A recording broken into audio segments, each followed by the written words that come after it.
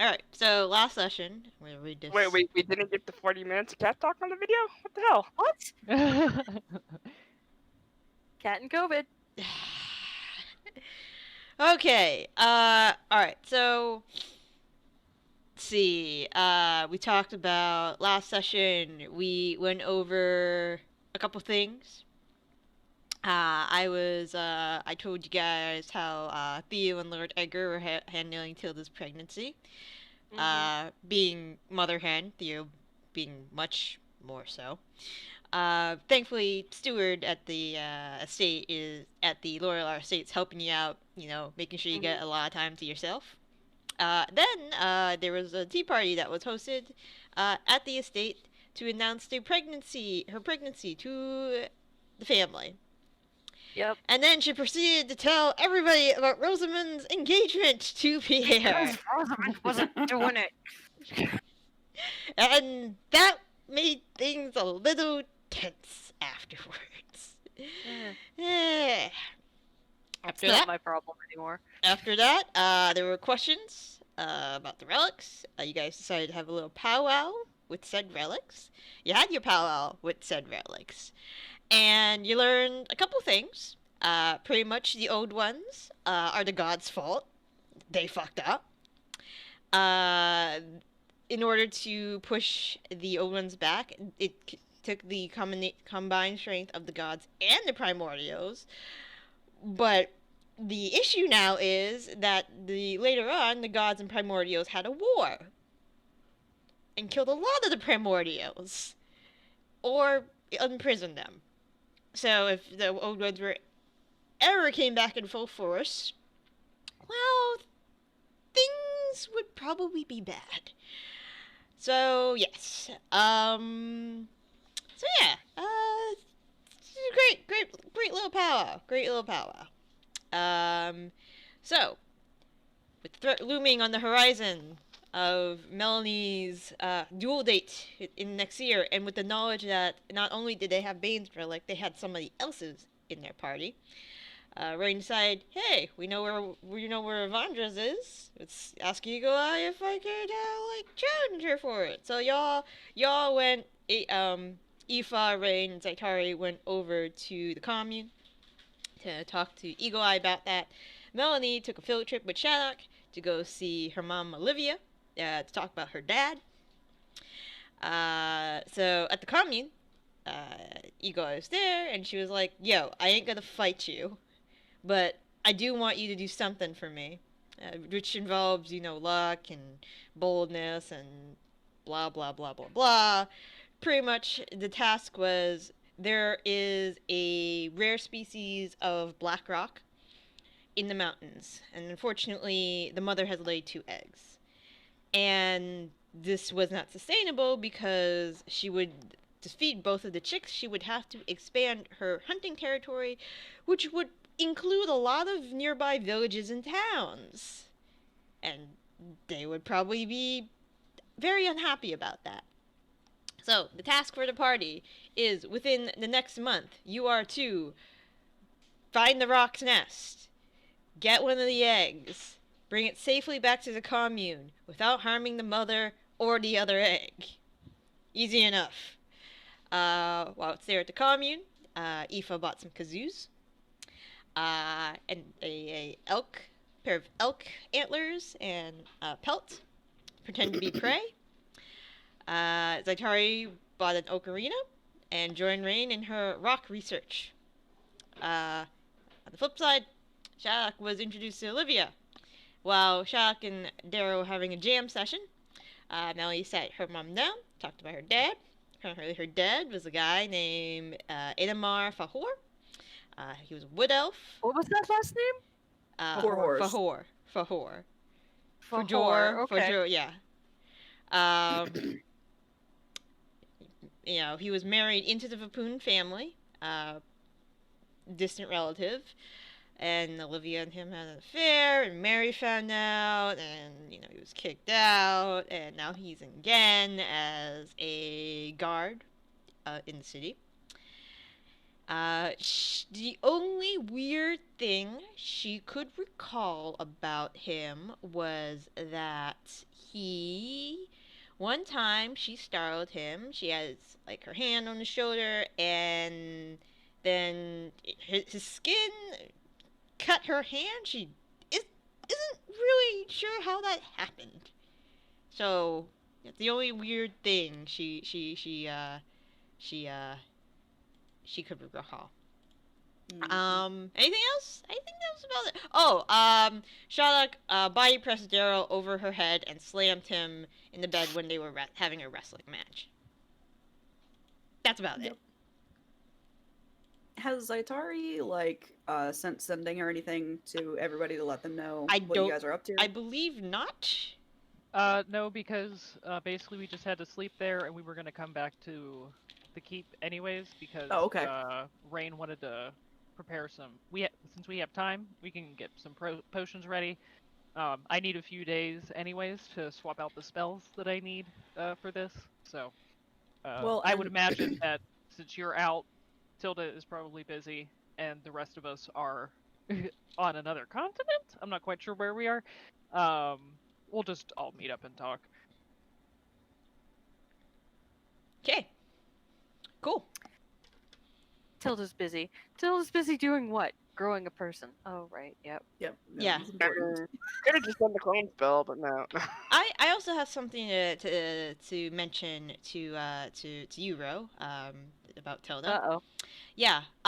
So ever since you had that tea party and mentioned about Rosamund's engagement, she has not spoken to you. Yeah. Yeah. Aww. Just letting you know. Yep.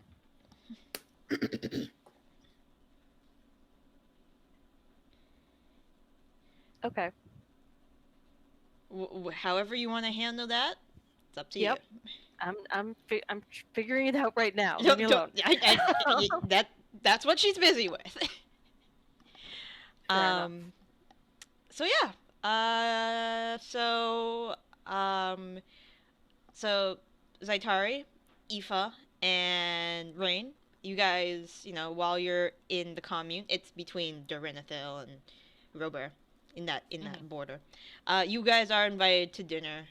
Eagle Eyes, like if you wanna, join us for dinner, we have pan-fried salmon, pea pottage, and rye bread with a sorrel sauce. It's pretty. It's a hearty affair, but you're more than welcome to join the rest of the Rangers for dinner if you'd like. As for rock information, Dwayne hasn't come back from his excursion yet, but you could probably ask a couple other people around the area. I'm sorry, you're waiting on Dwayne for rock information. Yeah. Yes. Yeah. Okay. This is a ridiculous game, Darren. I want you to know that. I mean, we've been doing this for almost 5 years, and you're now saying that? I was giving you the benefit of the doubt. I gave you a grandma mind flayer in a sweater in the Underdark. I wasn't there for that. I gave you a mind flayer who had pet intellect devourers. Fair enough. And then we killed them. Yes, you did. You horrible, horrible people.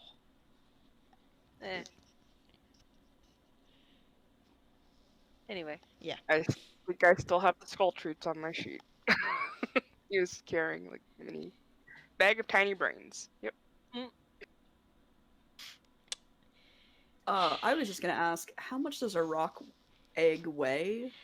Just out of curiosity. That is a very good question. Would you like me to tell you how much one weighs? I mean, you don't have to tell me yet, but I was just curious because Mel will ask, and I did not know if you were prepared with that information or not. So just throwing it out there. This would probably be found in the research that because Rain did research on rocks, and she found general information, but Igneous. sentiment. Have a 12 guy. Oh my god. But if we're being real here, so a rock egg is about the size of a Volvo Volkswagen. Okay. Yes. A minivan. Minivan-ish. Volkswagen minivan. A Volvo Volkswagen? I mean, a Volvo... a station... Minivan! It's a fucking minivan! I don't know what I'm saying. I don't know shit about cars, guys. Clearly. I don't have a license. I don't know shit about cars either. And even I was like... It's the size of a car. Good to know.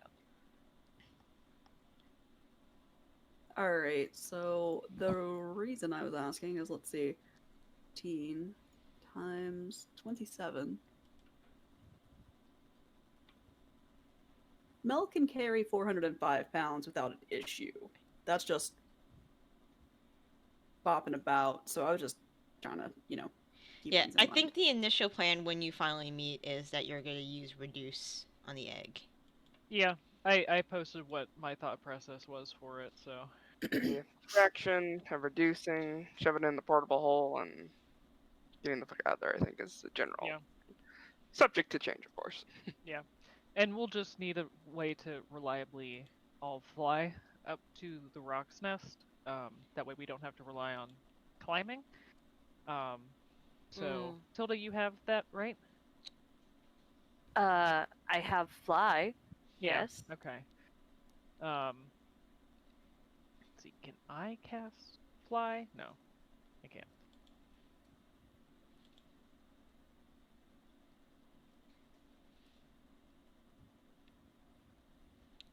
Well, I guess also the...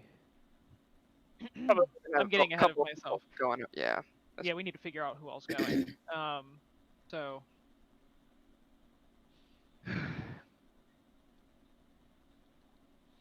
Do we want to say that we're meeting back up at the... Yeah, we can do that. Keep now? Okay.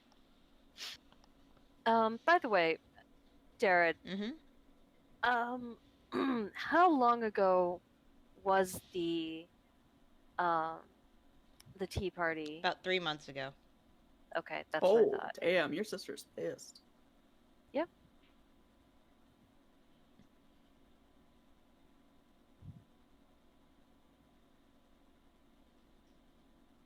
So we're now at Yeah, the you guys end are of that year, Yeah. right? You guys are nearly at the end of the year at this point.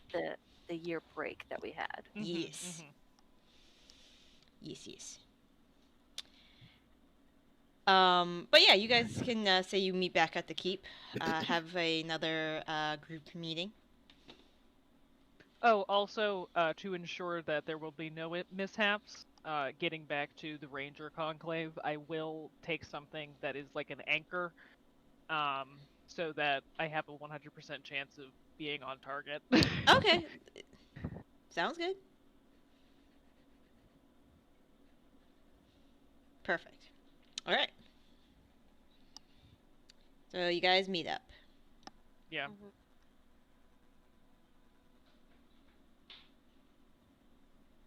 So to get Avandra's special, I have to steal a rock egg. Yep, that's how it is. Fun times. Yes. We did some research while we were there. We just need to figure out who all is going and how exactly we're going to tackle the problem. Though I do believe Aoife has insisted on being the distraction while we gather the egg. So. If we don't feel comfortable casting a magical spell upon the egg, or if for some reason we think it wouldn't work, if Melanie were increased in size... Yeah, I can do it more than once for enlarged use, so that's fine. I was gonna say, I can normally lift and move at 5 less than my regular speed at 810 pounds. but you double that if you're a larger creature. So Yeah. Yeah. So you would be okay. So you'd be fine if we enlarged you because obviously you'd be large size and that's basically doubles your carrying and everything. So yeah, if the reduction fails, enlarge on Melanie will be the backup plan. Does Tilda want to come do this? How much climbing will I have to do? Well, ideally, you'd be on your broom, and you would, so long as you're able, and I think you should be able to cast fly on myself, Melanie, and Rain. That way we don't have to climb. And then once we're up on the nest, I can teleport us back out. You shouldn't have to get very close at all. Or, honestly, you could stay at the bottom if you like, but that's completely up to you. We just need to be able to get up to the nest.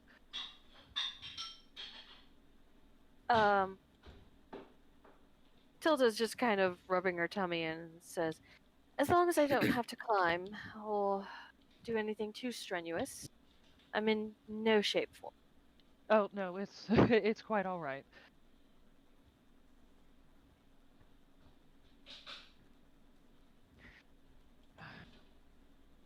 Rain, are there any potions or anything that you think would be beneficial to this?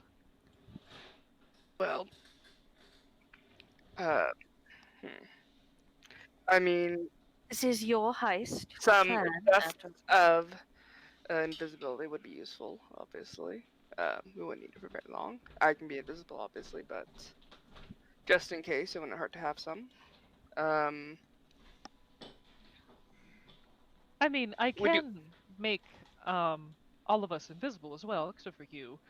But once we need to do the enlarge or reduce, it would go away. But theoretically, once we were up there, we wouldn't need it anymore. It's good to have options, though. Yes. I can do both. Oh, that's right. You can concentrate on 2 spells. Mm-hmm. Yeah, well, so long as you have the spell slot. What'd you say, KK? Yeah, that's right, because you could use your action to continue concentration, you know. Yeah. Check. So long as you have the high enough, spell slots to be able to do so, I don't see why not. But we should probably split it around until we get up there, and then we won't need the fly anymore, and you can cast invisibility on us. If we need it. But, Aoife, I'm going to make sure that I have Long Strider ready, so that you can be even faster.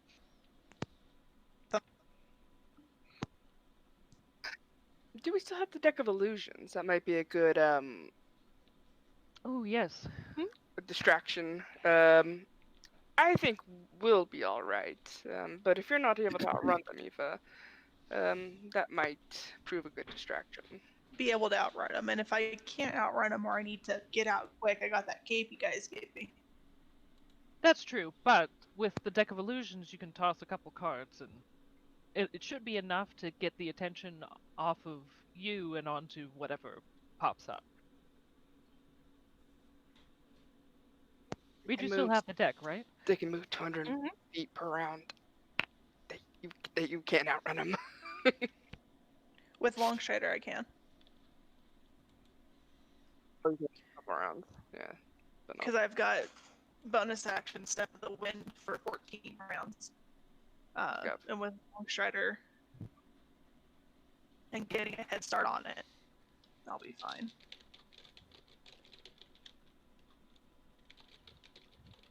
And theoretically, even if the rock does pick you up, you should be able to get out of its grasp with the cape. Yeah, I can teleport out, but I'm not gonna like kick the rock in the leg and then start running. I'm gonna be more than 5 feet away from it when I get it initially. And I can do 195 feet around. So as long as I'm not within 5 feet of it, it can never catch up to me. Yeah. So just go 240 feet around. Quick question. Dash. Why aren't we just polymorphing the rock? Because just I have to polymorph concentrate on it. And I Yeah. can't do enlarge reduce if I'm concentrating on polymorph. Also, it might fail. Well, how many times can you cast it per day? Well, I need my 7th level spell slot for teleport to get us out. Mm-hmm. And polymorph is the 3rd level spell slot. Let me see what else. So theoretically, I could do it 1, 2, 3, 4, 5, 6, 7, 8, 9 times. But again, what are we gonna do? We can't kill the rock. Well, here's the reason I was thinking of that. Because especially if Tilda had a nice low number in her divinations, we could just polymorph it and just walk away with its baby. I mean, we could. What's it gonna do? It's a caterpillar. We could do that. The problem is we need to get close enough to the rock. My polymorph is 60-foot range. And I don't know how close Tilda has to be in order to use her divination roll. I believe you have to be able to see, I think. Let me read. Because that is definitely a valid point. We could polymorph the rock. Well, and it could even be like a backup plan. But I guess honestly, this is this is Rain's heist. I'm just throwing out random ideas. So. I was also going to say I could get in contact with Tegan to make something really loud and flashy.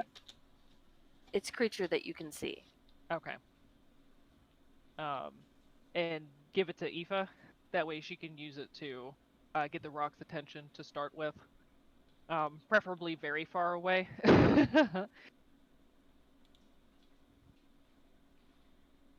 Tilda doesn't mind giving up the deck of illusions, but it doesn't sound like Aoife wants them. Well, we can take them. So, we might draw a card. If it covers us in the nest, finds us in the nest somehow because something doesn't work. With the deck of illusions, isn't it an action or a bonus action to draw the card? I don't know. Let's take a look.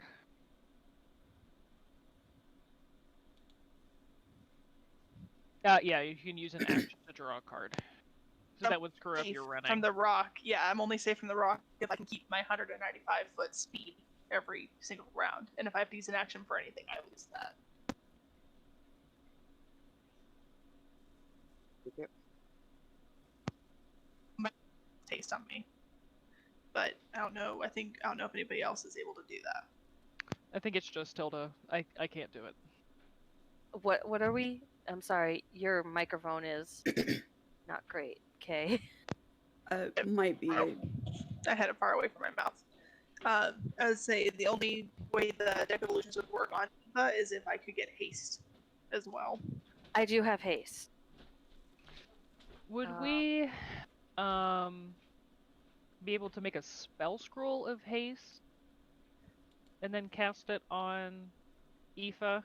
That way we don't have to concentrate when we cast it from a spell scroll, right? Yes, you do. Okay.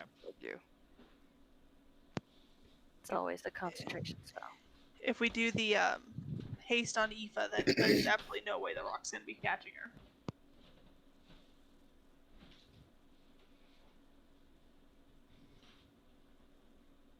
I mean, you say that now.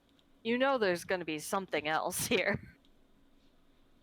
Like, there's going to be something that we're not... Specifically, a black rock may not be the rock we know from the book, you know? Maybe it has a 240-foot 5 speed before it dashes, instead of after. I really am honestly not too worried about Aoife. If she gets snatched because she has the cape, so she can teleport 500 feet away and very easily hide and it won't be able to find her.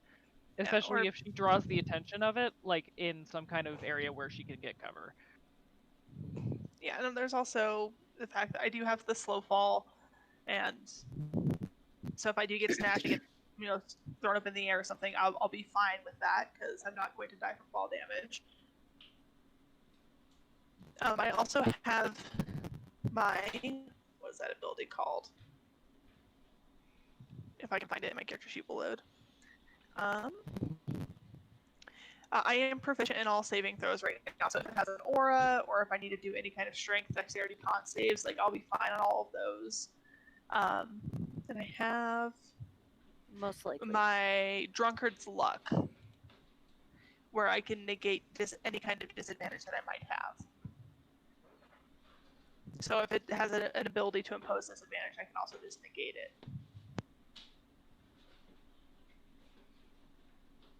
Okay.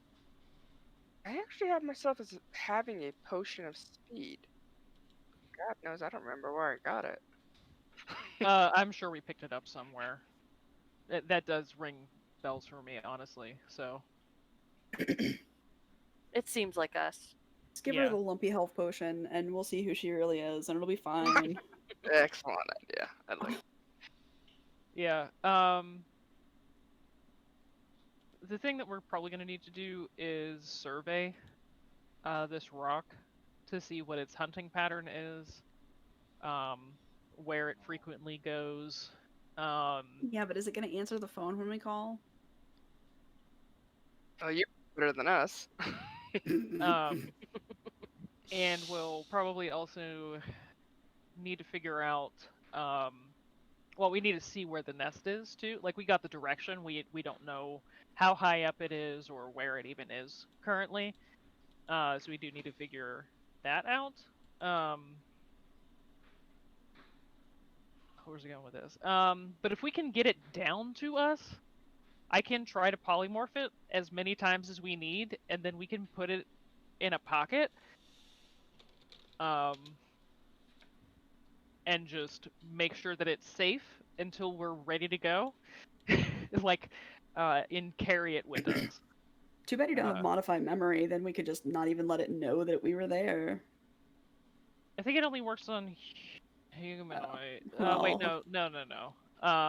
There might be an intelligence requirement for it. I'm not 100% sure, but I could do it, but again, there's a chance of that failing, and it's an even higher spell than polymorph. So yeah, no, I'm mostly kidding. I don't think that the rock would have the means to really fuck us up from be able to understand your language. Okay.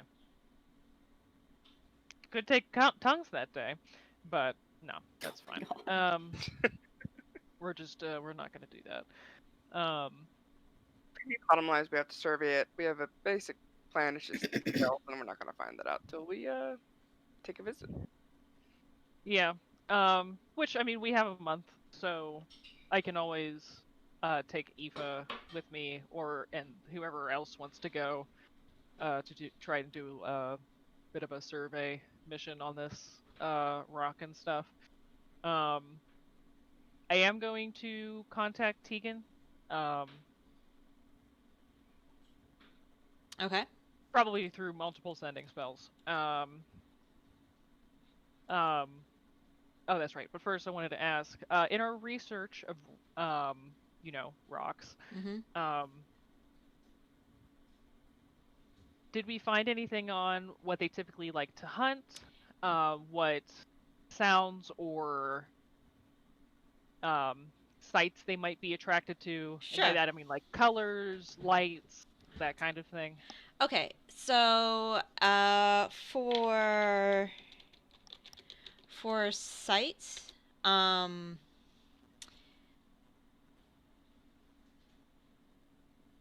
so for sight, a rock's vision is very similar to that of a hawk in our world. They do have a pretty good binocular field view. Most of their hunting is sight based for sure. because of this. Mhm. Rock's prey usually consists of, let's see, prey. I just literally had it. There we go. By the way, Occasionally, pray is yeah. how I used to pray in Catholic school. No. Oh yeah. Occasionally, for rocks that nest in high mountains, um, they usually like to have like a lot of grassland nearby because they're usually hunting mammoths or yaks. Okay. Occasionally giants.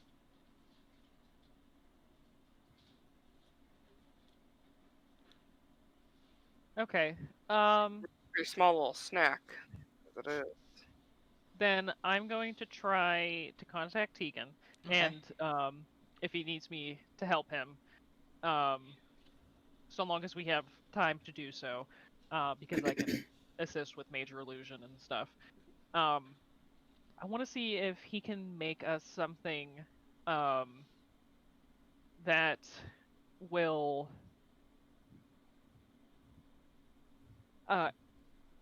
probably like some charges that explode and make lots of lights. Okay. And then I could probably just make well,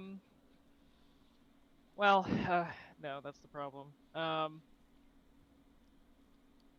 Because I have to concentrate on major illusion.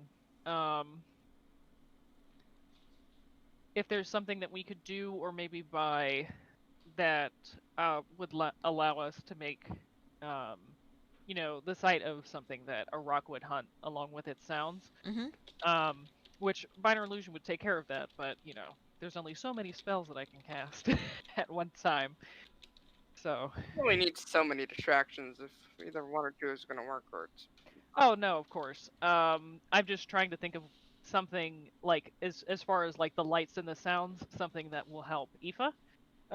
If we need her to do something, and then the illusion for us getting its attention to come to us if we want to go for that route, so that I can polymorph the shit out of it.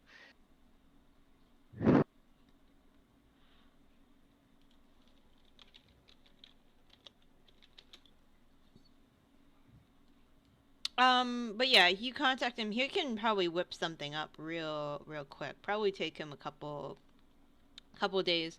Like, are you trying to get something maybe like the akin to fireworks? Maybe? Yeah, I think so. Yeah, and also, something that's probably like a firecracker, but Mhm. more of like a flashbang Okay. rather than a firecracker. Yeah, like how many of these would you need, and how big of an explosion would you like? Like, how big of a visual display would you like?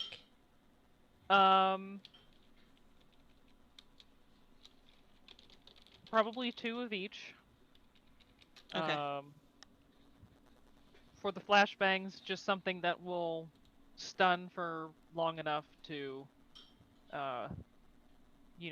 get somebody to be like, "Whoa, what just happened?" Hopefully, like not blind the rock, but just like make it confused for a little bit so that Aoife could get away. Mm-hmm. And then as for the fireworks, I don't know, not something too big. Okay. Not something that, like, when we set it off, it's going to be dangerous for us to be near.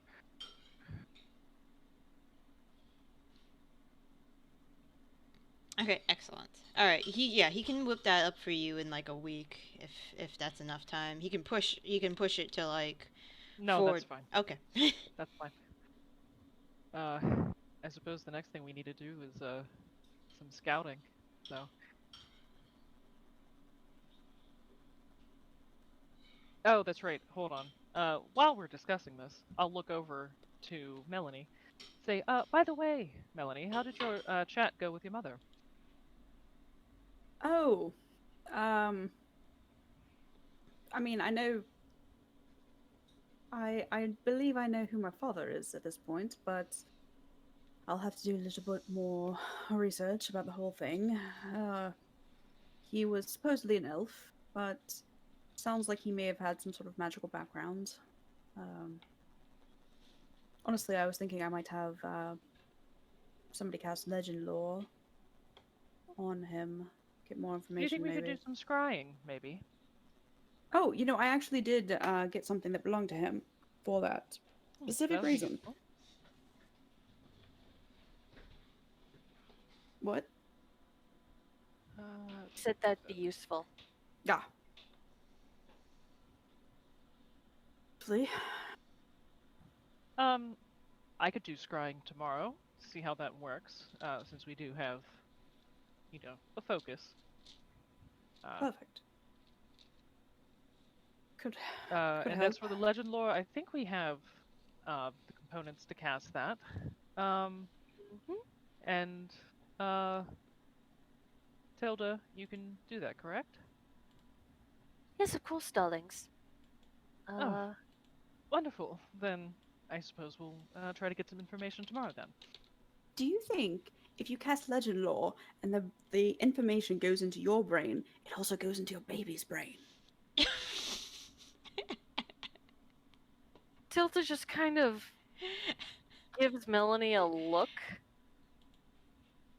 Do you remember being a fetus in the womb? Me? No. Melanie. Then it might, but does it really matter? It could come out really smart. Well, I presume it will come out really smart because, I'm really smart. Yeah, So yeah, it's but they don't have Theo. any knowledge of anything. They're just blank slates that they just eat and poop, and that's about it for very excessive length of time. Honestly, Yes. that's all. That was the end of the sentence. So much This. prestidigitation. Oh, that reminds me. We do need to start looking for a nanny. Oh man, actually, taking care of a child like a baby with magic would be so much easier. Just prestidigitate the kid all the time. Yeah.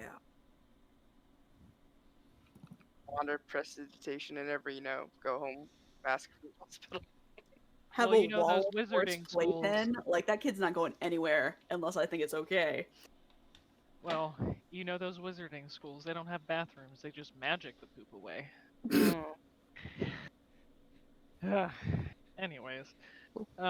Look, J.K. Rowling has a lot of questionable opinions. Yeah. Yeah, no. And that's not In even fact, the worst of the them. worst of them. Sidetrack. No, it's just one of the things that just always springs into mind when people say, "Oh, magic makes everything easier," and that just always comes to mind. I'm like, yeah, she said that. Anyways, is there anything else we want to take care of on this day that we are discussing, or do we just want to hand wave all the things that we need to get taken care of? It's Rain's heist. Oh yeah, I know. That's why I'm proposing. Tilda will look at Rain at one point and say, "Are you sure you want me along?" Yes, you're quite useful. All right. Unless you don't want to go, of course. No, I'm more than willing to come along. Settled. I don't want us to get too set on our plans here. This is Avandra after all. Not Arathis, not Ioun. That's a very good point, actually. Oh no, that's why I want to have multiple. Yes, that's the plan. Plans are plans, though. With Ioun, no, Arathis. I mean the other one, the one that it Avandra. is. Avandra.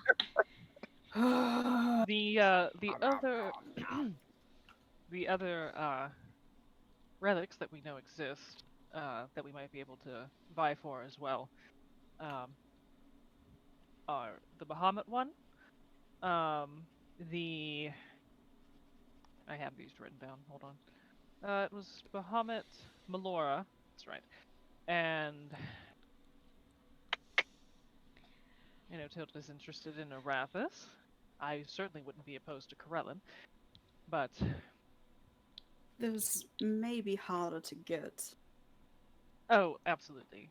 Especially considering that the Arathis one is being currently held by some king. But we can talk to the Ice Queen about that.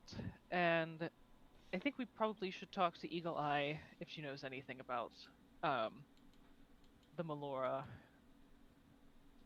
relic. I do remember her kind of just offhand mentioning it, so. And we should see if Nenreen can get any information on the one from Melora, considering that was around this area, sort of. Last it was seen, so.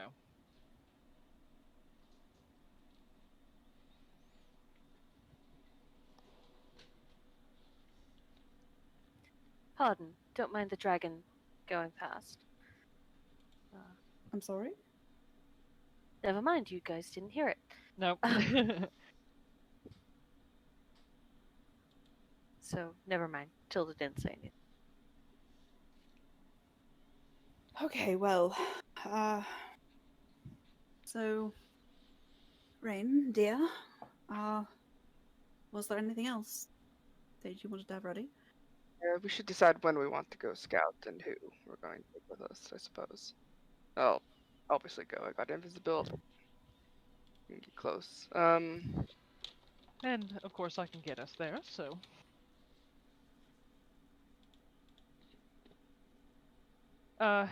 Should you attune to the Robe of Eyes while you're doing the scouting, since we're hopefully not going to be fighting anything? Oh, wait. Weren't we just going to not take Tilda somewhere because we didn't want to teleport her with a baby? Were you... Sorry, you cut out for me because I went back into the kitchen. Were you saying how we weren't taking Tilda because she's pregnant with a teleport? Yeah. I mentioned that I grabbed an anchor. Basically, if I have a physical object from the place that I'm teleporting to, it's 100% chance of being on target. There's no risk. Oh, so the reason was not the fact that teleportation magic might just weird out a fetus. It was just that we might end up somewhere weird with a baby. Well, so. No. If there's a mishap, you take damage, force damage. So that would have been the bad thing. Okay. And of course, we could have been wildly off target, but the mishap is the dangerous one because of the damage. But gotcha. Now there's no risk of that happening. Okay.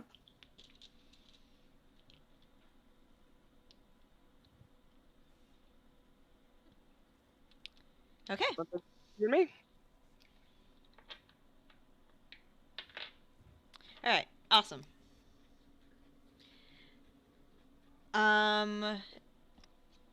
So since all of you have been back for this meeting, Chambers does say there is a package for you guys. Oh, okay. It's from Alexandria. Ooh. Got a package. Yep. So the package is in a small box. When you open the box, there is a small case that is surrounded by like a blue velvet material. And when you open it, it is. Oh, it's the pendant, huh? Yep, it's the brooch that was supposed to be for Ronnie. Oh, it's pretty. Pretty. Yeah, I tried to find the closest thing that Ronnie had described. I want to see. I showed it to players. Oh, it's a handout. Oh, my bad. Oh, yes. Yeah, I too opened Discord I was not unnecessarily. Yeah, I was looking at Discord. That was the confusion there, my bad. It is very pretty.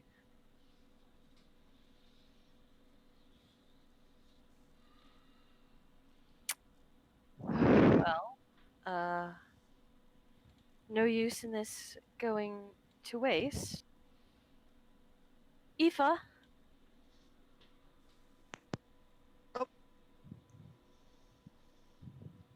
This is a brooch that is on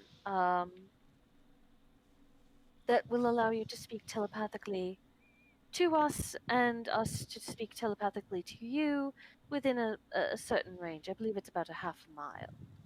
Okay. If you wouldn't mind wearing it, particularly when we're on missions.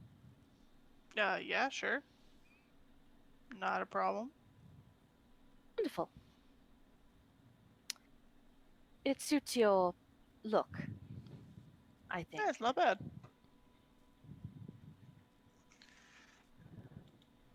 Okay. I know I got some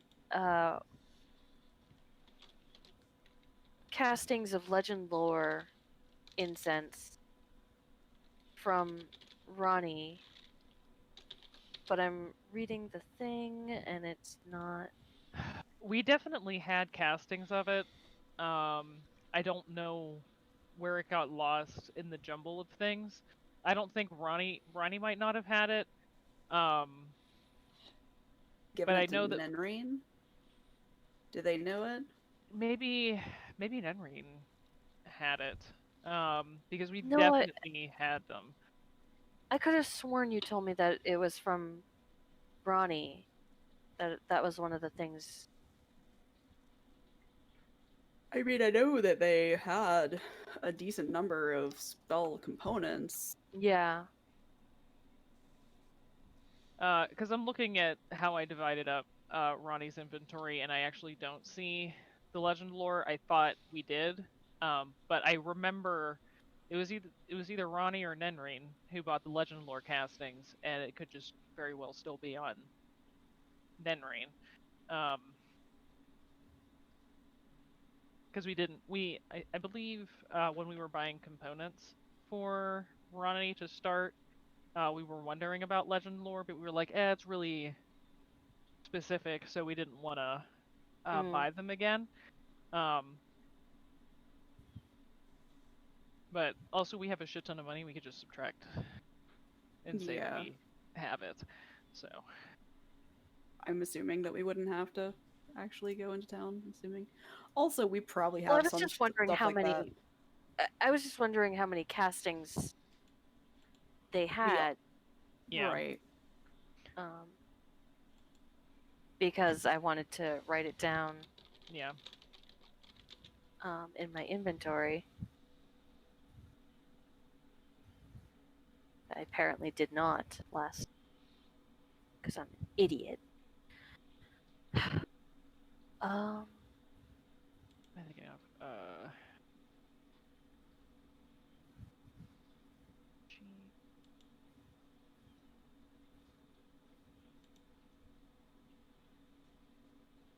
Okay.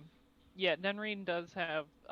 Okay, so Nenreen does have a casting of legend lore. You may ask, why do I know this? Because way back when we were, I think, moving games to update the sheets, I copied all of Nenreen's sheet to Mythweavers just to have it in case as a backup. Because I think Kay was busy, or I can't remember exactly why you were out at the time, but I just wanted to make sure that it wasn't going to get deleted. But we do definitely have a casting of legend lore.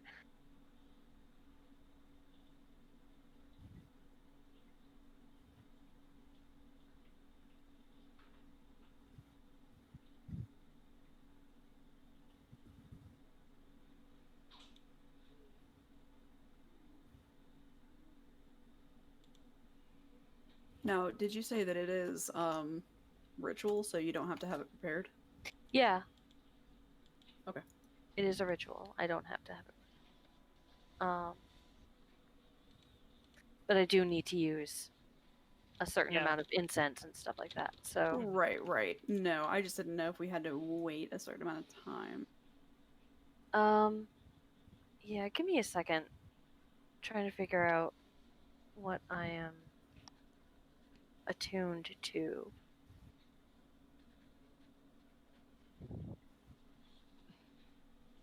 So I know it's my wedding ring, my judgment. I think it might be the stone of good luck. That is the other one. Yeah, I think that's an attunement item. Mm-hmm. Which is useful, but...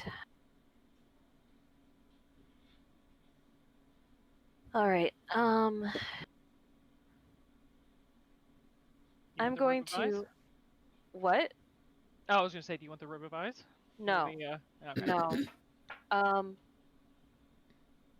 At some point between this powwow thing and that we, the plan to go after the rock, and when we go to the rock, Tilda will attune to the Pelor's relic. Okay. And unattune from the Stone of Good Luck. Okay. Alright, let me... And you have the... Do you have the... Hold on. It's not in there. Okay, let me go grab it. Doop, doop, doop, doop, doop, doop, doop, doop, doop. Click and drag. That's weird. I thought I put it in here, but guess not. Is it miscellaneous? Nope.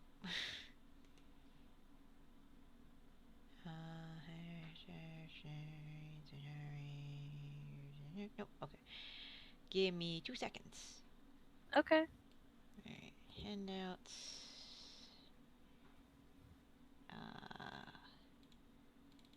Things. Relic. Scroll, scroll, scroll.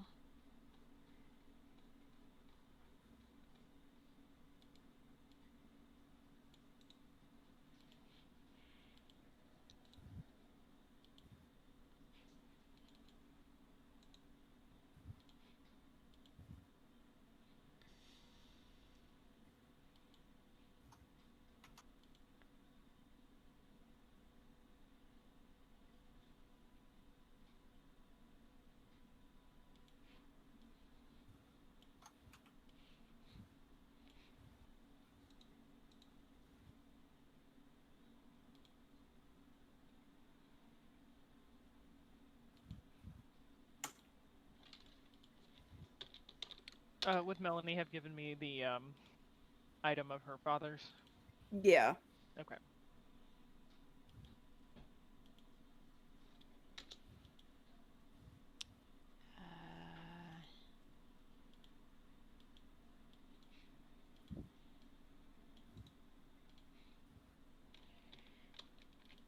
Then I will handle the scrying after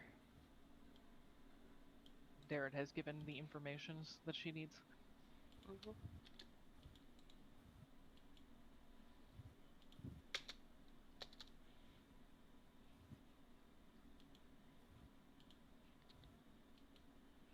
Okay.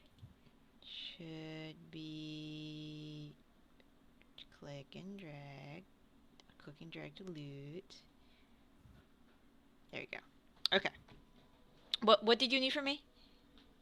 Oh, I'm going to cast scrying on Melanie's father.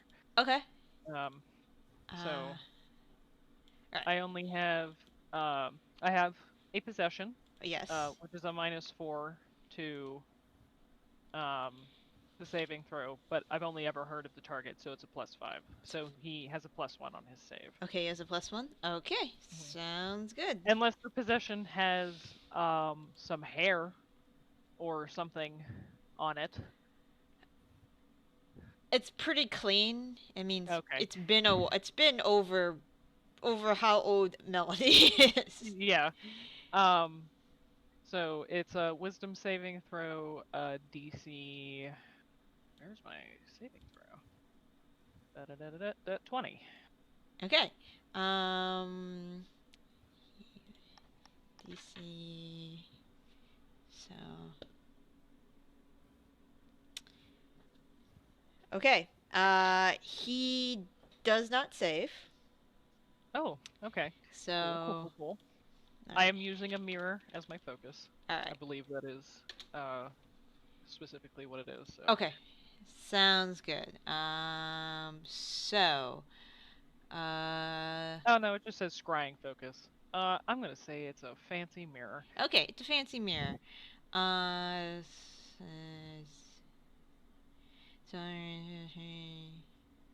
Yeah, because I totally believe that Ronnie was carrying around a fancy mirror. It was either a mirror or a crystal ball, so. I would have gone with crystal ball. Hand mirror, like one of the billfold type that have like a cover, so he can just fold it and put it in his pocket. See, okay, that I believe. Fancy mirror, not so much. Well, it has to be. It's an expensive mirror. Okay. Your vision fades. The edges of your vision get, very blurry. And it's like a Google Maps where you click on one place and you zoom to another place of your choosing. You see so invisible sensor within 10 feet of the target. Alright. You see a Elven Man.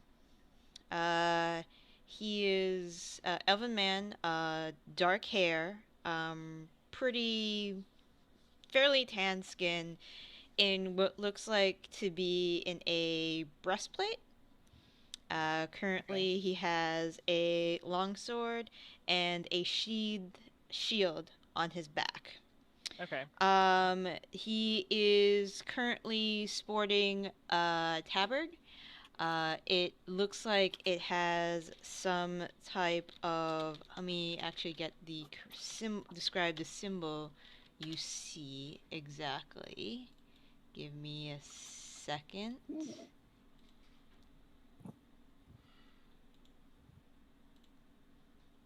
There we go. You see a very familiar symbol. It is of a crescent moon. Oh, okay. On the tabard. Saloon? Yeah, Sahinine. Or Sahinine, yeah. Sahinine is the first thing that pops into your head. Okay. He looks like he is in. Have you been to Gen before? What's In Dighton? Probably. Yeah, you went there for the award ceremony. Oh yeah. Yeah. So you know that. I was gonna say the caravan's been lots of places, so. No, you went there. The award ceremony was in Gen. So anybody who goes again knows that it is this world's version of the Vatican, except there are most of the non-elven major gods are represented. That doesn't mean they don't have temples to the other gods. Sahinine is one of them. So he looks like he is standing in front of a very elven-like temple, not as large or statuesque as the other temples that are represented in Gen. He looks tired. He probably looks like he's been on his feet all day. He is currently, and as the sensor follows him, he looks like he is doing a patrol around the area. Okay. Interesting. Yes. Okay. So he should be relatively easy to find, so that's good. So I just watch him for 10 minutes. Okay. During the 10 minutes, he passes by another elven individual. You hear them exchanging pleasantries. It looks like they're supposed to connect every so often to make sure that the other is still around, just in case something happens. Okay. Yeah, and that's pretty much what happens over the course of the next 10 minutes. Okay.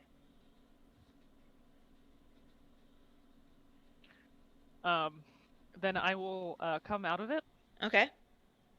I'll look over to Melanie.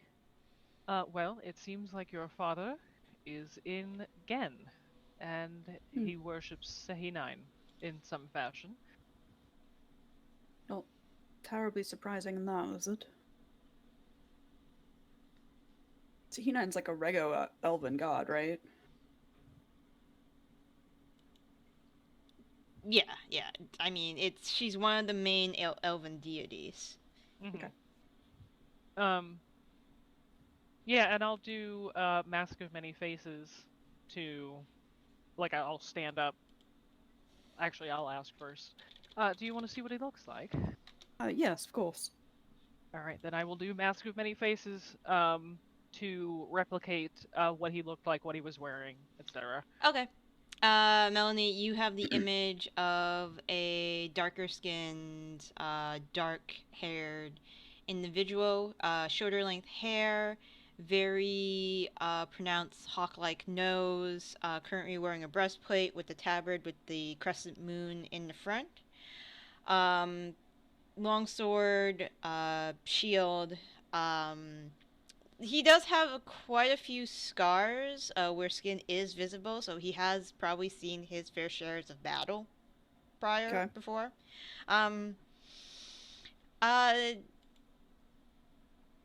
Slightly above average looking, I'd say, but very, nothing too out of the ordinary about him, I'd say. Unless there are any specifics. He does, there's some very similar facial features between you two. But yeah. Does he I can't think of my question. I'll ask it later once I think of it. Okay. Hi, all the cats. Well, I've been to Gen. He should be easy enough to find. So I suppose whenever you're ready, I can take you there. But it depends on what Rain wants to go. I can only go so many places. Of course. So. And it's possible we might not learn anything useful.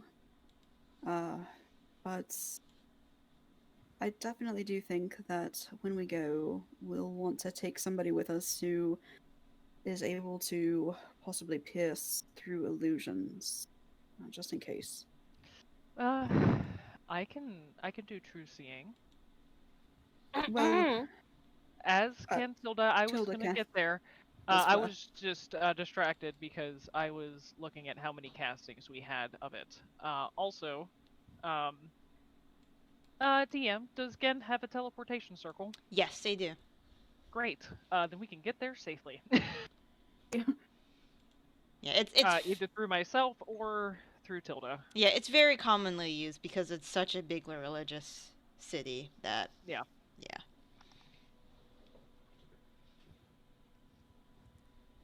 Because we have a teleportation circle now, they have a teleportation circle. We can cast it for free.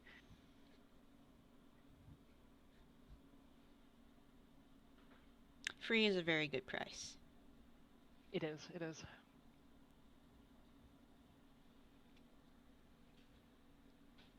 Okay. Awesome. Alright. So yeah, it just depends on... Sorry, I was just asking Lynn, do you still want Tilda to do legend lore? Yes. Or do you just want to go and meet him? No, I'll have you do legend lore on his name, and then I'll also tell you all the things that I saw when Zaitari scryed. And then I will...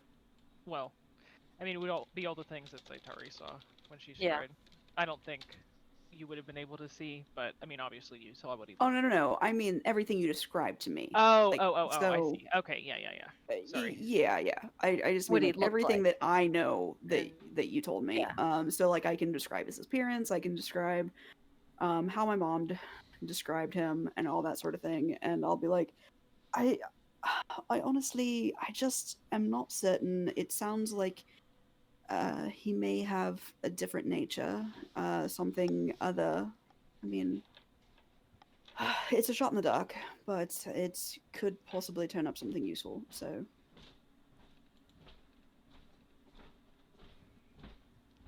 Okay. I will start the ritual for legend lore. Okay.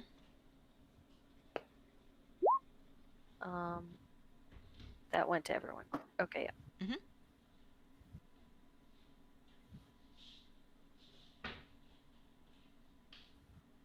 Okay, sounds good.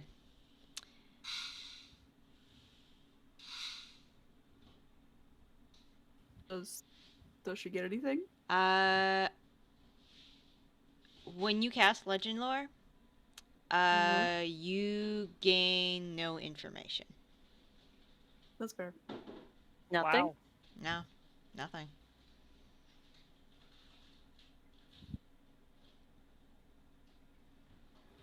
I mean, if the thing that you named isn't of legendary importance, you gain no information, so... Oh, yeah, I know. That's... Okay. But if he was some sort of god in disguise, I thought maybe it could trigger something, so that's why I was kind of trying to... Though, if his name is a facade, then it might not even work anyway. Yeah. So. Yeah. That's, Tilda kind of makes a grimacing kind of face and rubs her stomach, which is a habit she's taken to a lot since getting pregnant. Yeah. Like many pregnant women. And she kind of looks at Melanie and just shakes her head. I'm so sorry, darling. That's fine. Nothing. That's honestly completely fine. I knew that it might not turn up anything. I just thought that it could prepare us if there was something a little bit ridiculous that my mom had not mentioned or what have you. So I appreciate it. Now, help me get up, please. I very easily Gently. help her to her feet. And that's how Tilda ended up hanging from the chandelier. I'm imagining that, like, with Tilda getting pregnant, like, and having to get up, she's just, like, using the broom to just, like, pull herself up a little bit from time to time. Just, like, that would take be it, like, great. halfway under one leg and, like, say the command word and just kind of, like, magically. Yeah. I like that idea. That's a little undignified for Tilda, but That's true. Well, I was more imagining it like as like a almost like a stick that's just levitating in the air, and she just use it to help her off the ground. Oh, yeah, yeah. Or even pulls herself Maybe. up with it, like, hold on to it and then just put it up. Yeah. yeah. Anyway, All right. Well, Rain, when do you want to go do your scouting? We have multiple things that we need to obviously get taken care of now. So, or Well, assuming Melanie's in the room, because this is all random. I mean, this can wait for up to a month, Melanie, if you want to go find your dad first. It's not. This is not a rush thing. Yeah. It's honestly either one. Whichever. Honestly, if you wanted to go and do some scouting, we could... Oh, well, wait. You were traveling with Zaitari and I was traveling with Zaitari. Well, So- no, because there's a teleportation circle, and again, you could go with Tilda. And I was just about to say, darling, I Yeah. could go with you. I'm not particularly looking forward to sitting out in the woods watching a big bird. That's fair. We're watching a lot of Big Bird in a couple months. Baby shark. Somewhere in the keep, there is the Oh, recorder yeah. sound of Baby Shark. Why? Yeah, before we leave again, I'm gonna go find well, let's finish this first. I'm sorry, I got distracted because I forgot about the ocarina. Or are we just agreeing that we're splitting the party? Always party, that's what they say, right? Always. Yep, always split the party. Aoife will stay behind and babysit. Nice. Okay. I just kind of assumed she'd go with scouting because she just runs around like a... Yeah. That's much more important for her to be babysitting Shattuck. I'm going to Is take it though? the robe of eyes with us. And when we get there and start doing the scouting, I will attune to it and not attune from the Ring of Protection. So that I can actually be useful with my shitty perception. And before we leave, I'll go find Shattuck. Shattuck, I brought you a gift from the small trip. Is it scaly? Me and your mom took. No, that is up to her. Okay. Or, for Rain, is it mom or mama? I can't quite remember. Ma. Ma or mama? Ma. Okay, ma. This, I believe you have learned very wonderfully on the recorder, and it is time to do a bit of an upgrade, if you would like, of course. And I'll pull out the ocarina. Alright. So this is something that, it's a bit more delicate, so you have to be careful with it. Alright. But, it's easy to carry around with you. It's very much like a recorder, but more like a flute. So it's like a halfway in between. Okay. Huh. How? And we can start lessons with this now. So so I blow into this, and she points to the spout. I'll demonstrate how it works because I'm proficient with the wind instruments now. Okay. And I'll play just something on the easier side that I would have taught her, but not Baby Shark. Okay. What? All right, hold on. I'm gonna look up order songs. I'll play Claire de Lune. Okay. Because apparently that is a very easy recorder song for beginners. Okay. Awesome.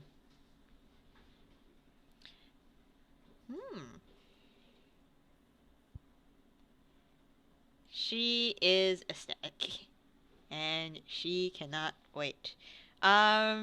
She like does a little test with it. She's not very good, of course. You know, first Yeah, time. because it's a brand new thing. Yeah. Yeah, but Melanie and everybody else, somewhere in the distance, there is a new sound coming from a different wind instrument. I look around. It should not be nearly as hard to record her anymore. Our bard, wizard, warlock, fighter, rogue daughter is growing up so fast. I know. There's so many multi-classes. Yep. She's gonna have never a gonna get an one. ability score increase. Nope. She probably doesn't need one. It's she might not. But she gives you a hug and she's like, "Thank you." You're welcome.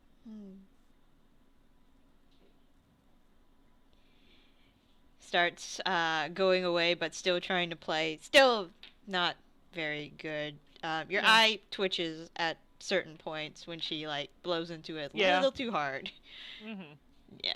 But I'll continue tutoring her in the instruments. And okay, sounds good. It'll slowly get less harsh. Nice. Awesome. Okay. Anybody else want to do anything before they disembark? Okay. Not that I can think of. All right, great. I probably would have told Theo that, we're going. Okay. But you're going again, so you're not going to scout. So. No. All right. What time of year is it? Husband, please calm yourself. Husband, please. He's like, all right. He gives you a. Do you mention who you're going with? Sure. Okay. He gives Melanie a small bag to carry. You know. Oh God. Just in case, just in case, she gets there's some extra snacks, and there's a shawl in here just in case she gets cold. Theo, And dear, she has a bag of holding. these are extra.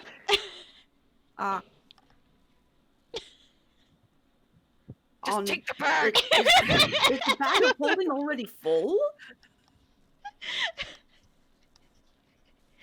What? Okay, all right, fine. And I take the bag. Yeah. And in the bag is like, snacks, bottles of seltzer water, a shawl, a couple fans, that kind of thing. I put the bag in my bag of holding. Okay. All right. Love you, dear. Have a safe trip.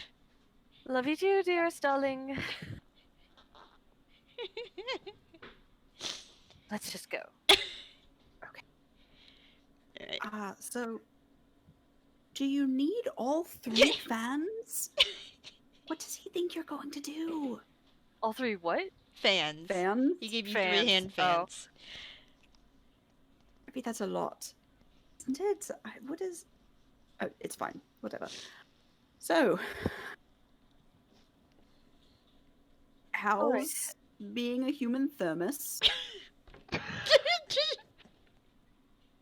Darling, I'm going to ask you not to say anything while I do this spell. It would be That's terrible fair. if Completely fair. I got the teleportation circle wrong. Right. I don't want to have to deliver your baby in the astral sea. Be awkward. It would be, yes. Yeah. Anyway, I'm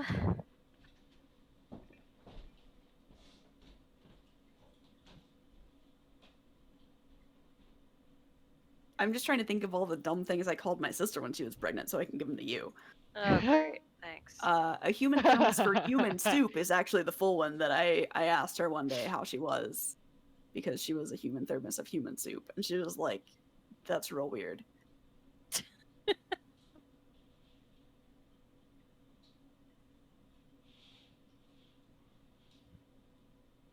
Where the hell is it? I know it's here somewhere.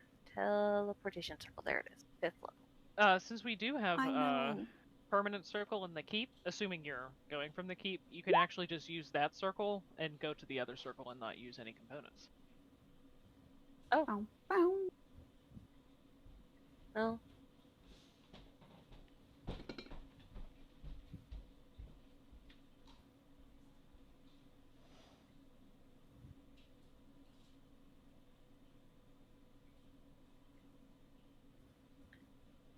Does that mean it doesn't cost a spell slot? Or You know what, I think it does still cost a spell slot, it's just that it's free. Okay, fair enough.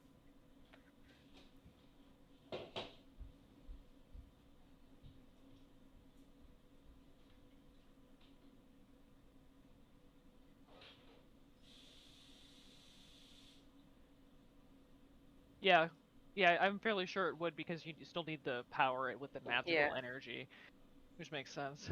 Or, people would just be like hopping everywhere all the time.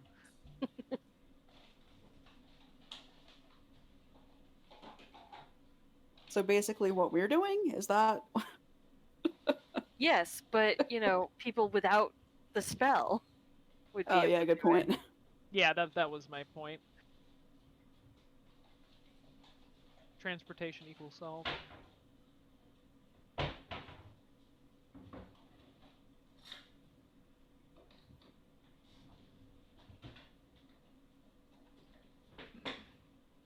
don't know why I'm looking at these pictures of cats at the Humane Society. Because they're cute. They are. There's a precious, medium-haired,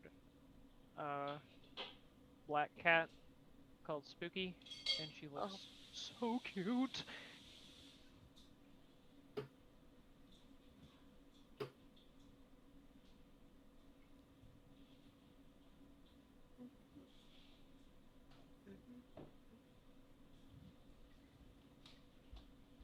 Oh.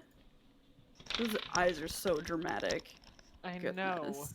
know. I return. I have a very soft spot for black cats, so. Oh.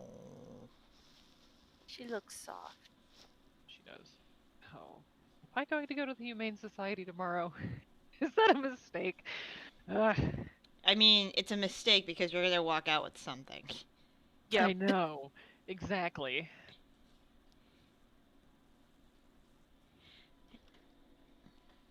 Alright. Anyway. So you guys head again. Mhm. So Rain and Zaitari, you guys are scouting. So you're gonna head back to the Malak commune, and Aoife is babysitting Shalak and perhaps pastries, maybe Persephone as well. Yep. So Shalak is thrilled to be under your supervision, as always, Aoife. She asks you what the what was the place like you visited, and did you get her anything? I did get you something. And we're gonna turn this into a little bit of a game. Okay. And I pull out 4 kazoos. Okay. Oh my god. You can have one on your person, but you gotta hide the other 3 so your moms can't find them. Oh, she's able. Oh my goodness. And once you've hidden them, I'm gonna teach you something really fun on this because I've got my own too. Okay. So you let her have the other 3? Mm-hmm. Alright, she immediately goes and hides them. Let's see. We're gonna be going through the keep at like 2 a.m. casting locate goddamn object on kazoos. Oh. Aoife, you're not a good person. I'm 16. What do you want from me? Yeah, I was gonna say she's a teenager.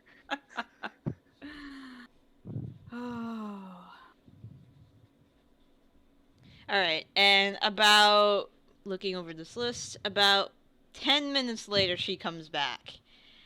And she's like, I hid them! They're all hidden! Excellent. Now, we're gonna start practicing this, and I'm gonna play Kazooed Sandstorm for her on my kazoo. So she can start learning it. Alright, so something like... Oh my god. Yes. You're a star already. I've been practicing. This is Darren's been practicing. Yeah. And driving my husband absolutely fucking insane. Nice. But Way to go. Okay, they're the reason they get divorced. He didn't go away goodness. when I started playing the cowbell, so... He has good reason. That's... I understand. Alright. Yeah, she was not too bad with it. It's much easier to play than other instruments, of course. Yeah, it's literally all we're gonna be doing while the others are away. Is Okay. practicing Kazooed Sandstorm. I'm gonna go randomly check for her kazoos, and if I find any, we have to rehide them. Okay. We're gonna work on like breath control so she can like really go at it. Okay. We're gonna be productive. Alright, awesome. Alright, so you guys do that. Kazoo breath control. Alright, cool. Alright, so let's go with Rain and Zaitari. So you guys bamf to the Ranger commune. How do you start going about your search? She pointed Eagle, I did point a direction to you. And she said 10 miles that way. Mm-hmm. That's about it. Yeah. Well. Hold on. How smart are giant eagles? They're above a 6, I think, or at least a 6. They're smarter than Grog. Yeah, definitely. Like, yeah, they have to be about a 6 at least. Let me check. Grog was a 6, so I think it's higher than. Let's see. They are an 8 intelligence. Oh! So, Very smart birds. Yeah, I'll ask Rain. Rain, would you like to be a giant eagle? And you can be my mount, and we can look for where this thing is. Sounds like a plan. How long does that last? About an hour, and I can recast it a couple times. So we'll just, I'll just tap you when we're about out, and we can land, and I'll recast it. All right.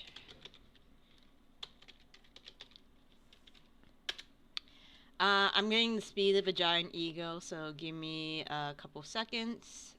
They fly at 80 feet. 80, so you guys are probably gonna use your action to dash, so 160 per round. Yeah, and before we set out, I will fashionably drape the robe of eyes on myself, and attune to it. Okay. Awesome.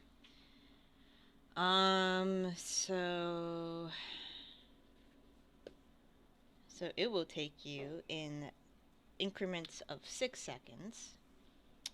5, 2, 8, 0. So every 6 seconds, you are doing 100.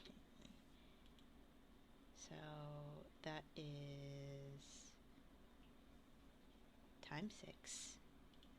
Or 3 minutes, I think. Yeah, you're a little over 3 minutes. It's 198, so we'll say 3 minutes. You guys are going 3 minutes. 3 minutes. Alright. So it's like 3 minutes per mile? Is that what we were calculating? Yeah, okay. 3 minutes per mile. Alright. That's not bad. Okay, so you guys start... About a half hour. Yeah. You guys are starting to coast in the direction that Eagle Eye pointed out to.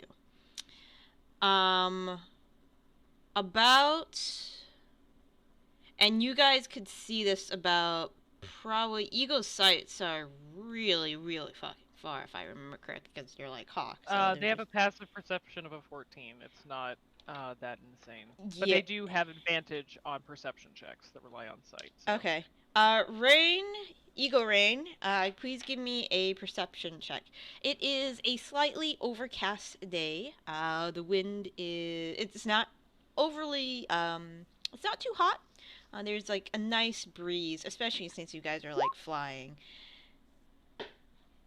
So that's only, interestingly enough, it's a 13. It's a 13. You don't see this until you're about half a mile out. About halfway through your journey, about 15 minutes in, it's fine, guys.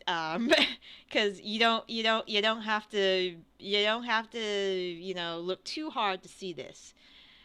There are very dark storm clouds, in your direction.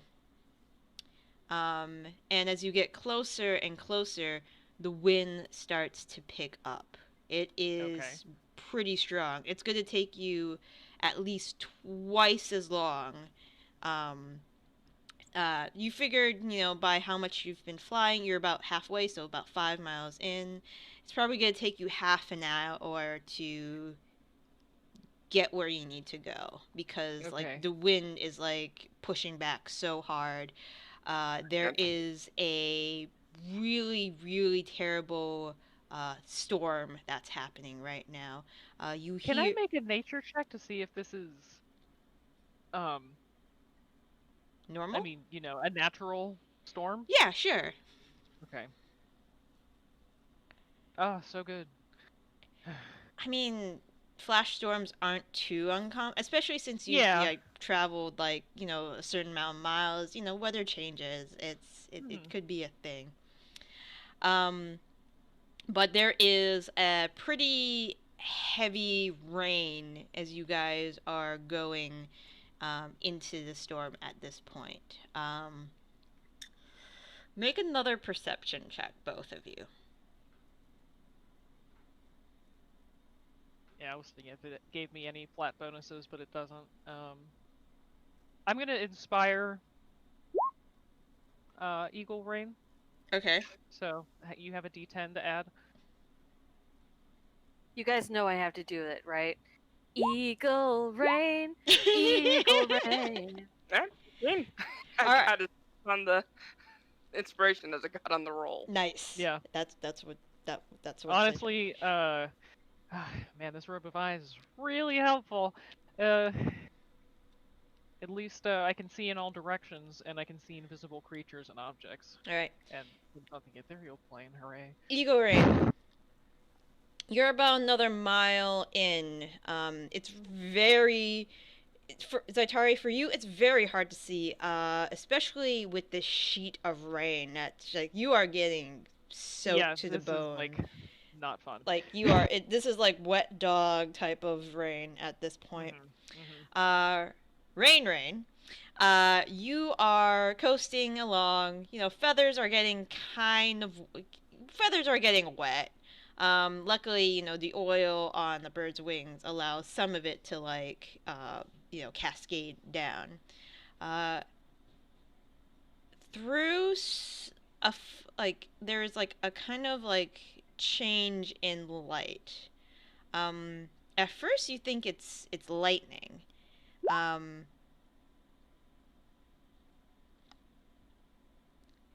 assume so.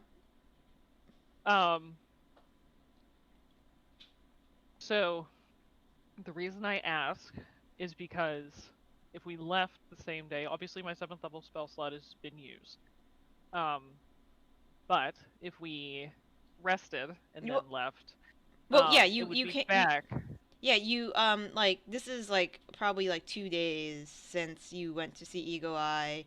Yeah. Yeah, it probably took you guys a while to come up and meet. So yeah, you've probably rested. Okay. Okay, because then I'll have teleport and Zaitari's magnificent mansion prepared so that we can shelter, in case we have to do that. All right. Rain, there is a change in light. And you realize it's a shadow. You look around, you look up. Through the veil of the clouds, you see a really large shadow of something that looks like a hawk. It looks like it's just, circling right now. But you don't know if you'd be able to catch this. Go ahead and roll an intelligence check for me.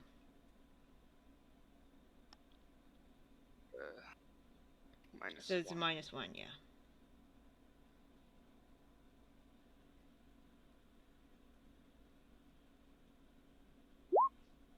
Okay.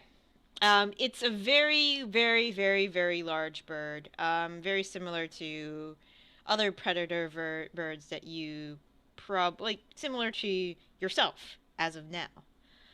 Except on a much bigger scale.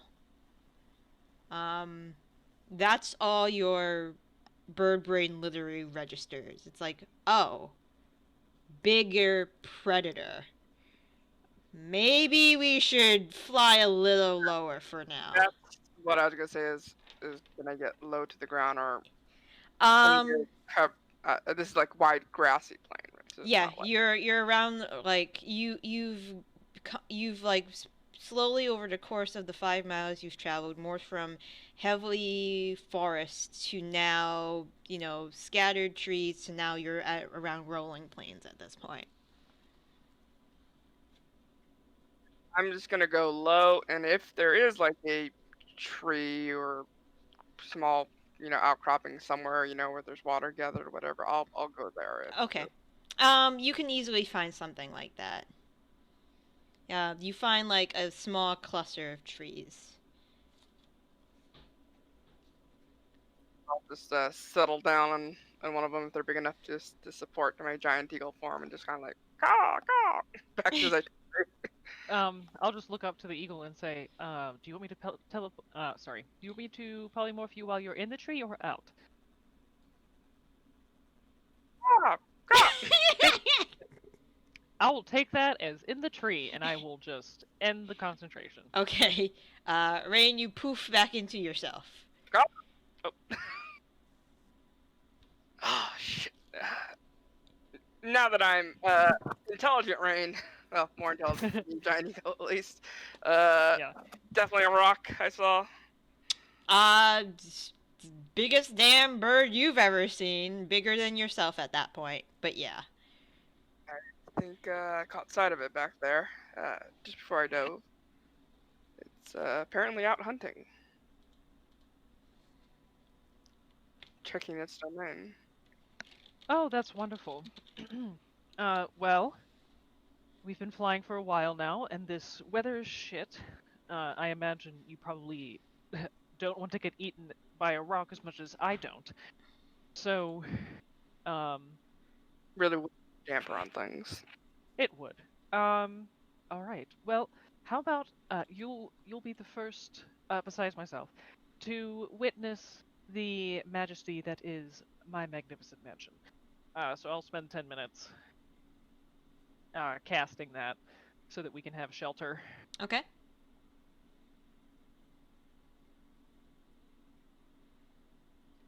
And a let's see, what kind of doorway does this look like?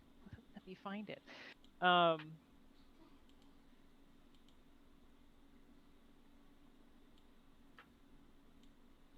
see. There is a crack of thunder as the storm seems to be getting worse. Now there is, you see the lightning before the boom of the thunder. All right, so the basically magical lines appear in the air, taking the form of this, and they will, crack open in the middle, inward. And I imagine, some stairs appear so that we can walk into it, just flavoring this all up. Well, Rain, after you. Well, there's better accommodations than I thought we were going to have, and I'll walk in. What do I see? Well, it's going to, it's like a wide open room. I'm imagining that it kind of has the resemblance of, a grand, lounge. So there's kind of like fake light from a, what's it called from when there's a window in the roof? A skylight? Skylight, thanks. Like a big domed skylight that has like all of these patterns in it, just kind of spilling in. And there's like cushions and low couches with some tables. And there's other, similarly styled doorways that lead into other rooms. But this is like the main area, and there's a big fountain in the middle. Very calming kind of thing. Kind of relaxed, like take a load off kind of atmosphere. And the other rooms will be, similarly styled, kind of going for like a Turkish bathhouse kind of feel. There will be a bathhouse. The rooms will have that similar kind of Middle Eastern styling. Very grand. The most important question is, what do they serve in the kitchen? Oh, yes, Kofibi pole. The first time Travis said that as grog, I was crying. I was laughing so hard. Like, describing the meat salad and then all of the different meats that went into it, it was so fucking funny. But, I mean, it's the kitchens. They will give you whatever you want. We're not having a strictly vegan diet in this house. Just salad. Yeah, and as I'll walk in, the doors will shut and kind of disappear. Well, they won't disappear behind me. They're obviously there. And I'll say, From the outside, the doors will look invisible, but we can open them to see to the outside. Maybe we can monitor when this storm will pass. But if you simply clap your hands twice, wait, there we go. A kind of semi-transparent robed figure will appear holding a tray. Just tell them what you want, and they will get it for you, as far as food and drink are concerned. I think we got the better end of this deal. You know, I was thinking, if it's out of the nest, if we could get up there while it's out of the nest, we wouldn't need to do any of this nonsense. Just go up there right now. This is very true. But I just used my 7th level spell to make this grand estate. Also, we still have 5 more miles to go.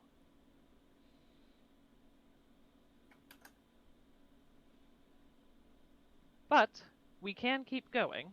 I have many more spell slots for making you a bird. And I do have Enlarge Reduce. So, it's really up to you. We just need to get back down.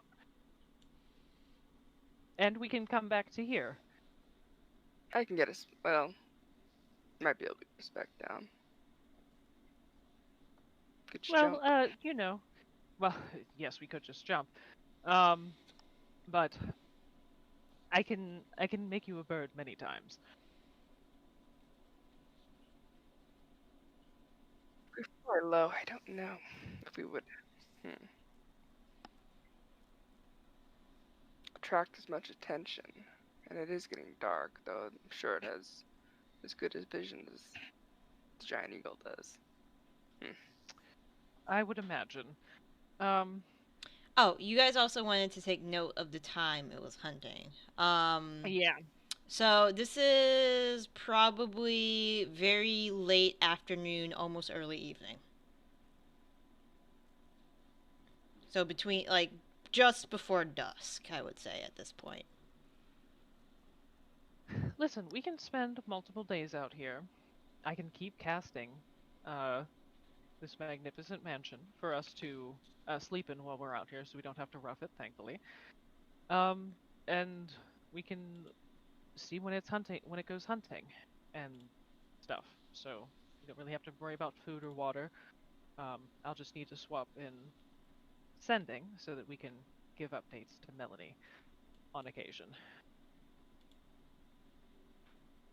Fine, we can move closer, and if we run into any issues, you can just cast it again. True. It just takes 10 minutes for me to do so. So hopefully, we'll want to do it before we get into any altercations. But mostly it's this storm, and despite the robe, I really was not able to see anything. So.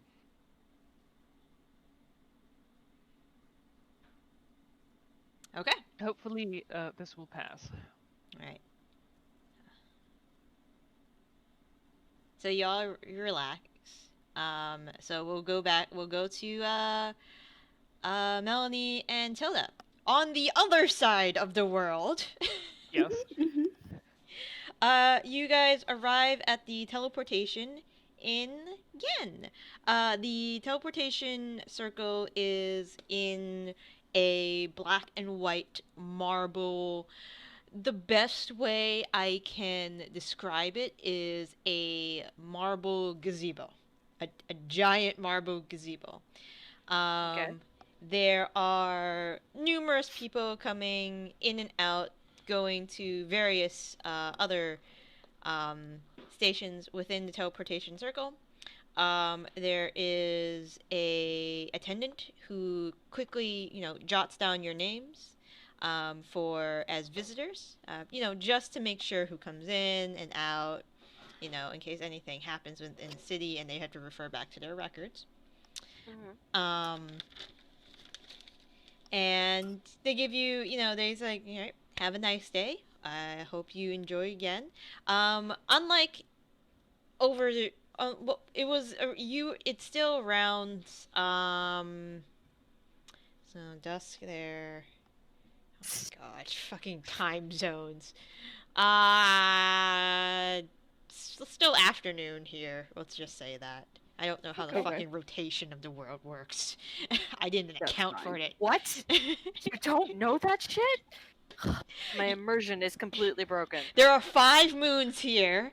Each of them have a no. We discussed this. Shut up! I hate you! We did discuss this and I waved him off.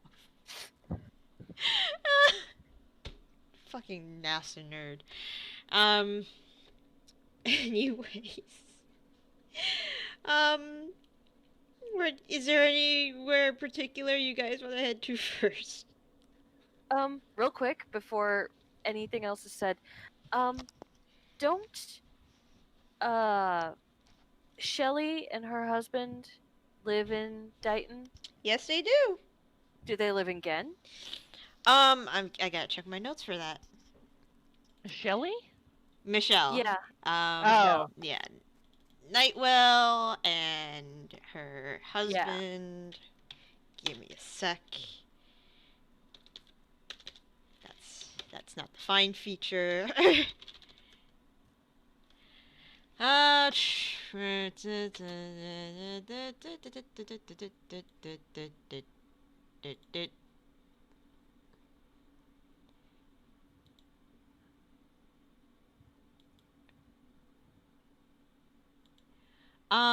You would remember they do have an estate in Gen. Typically they hang around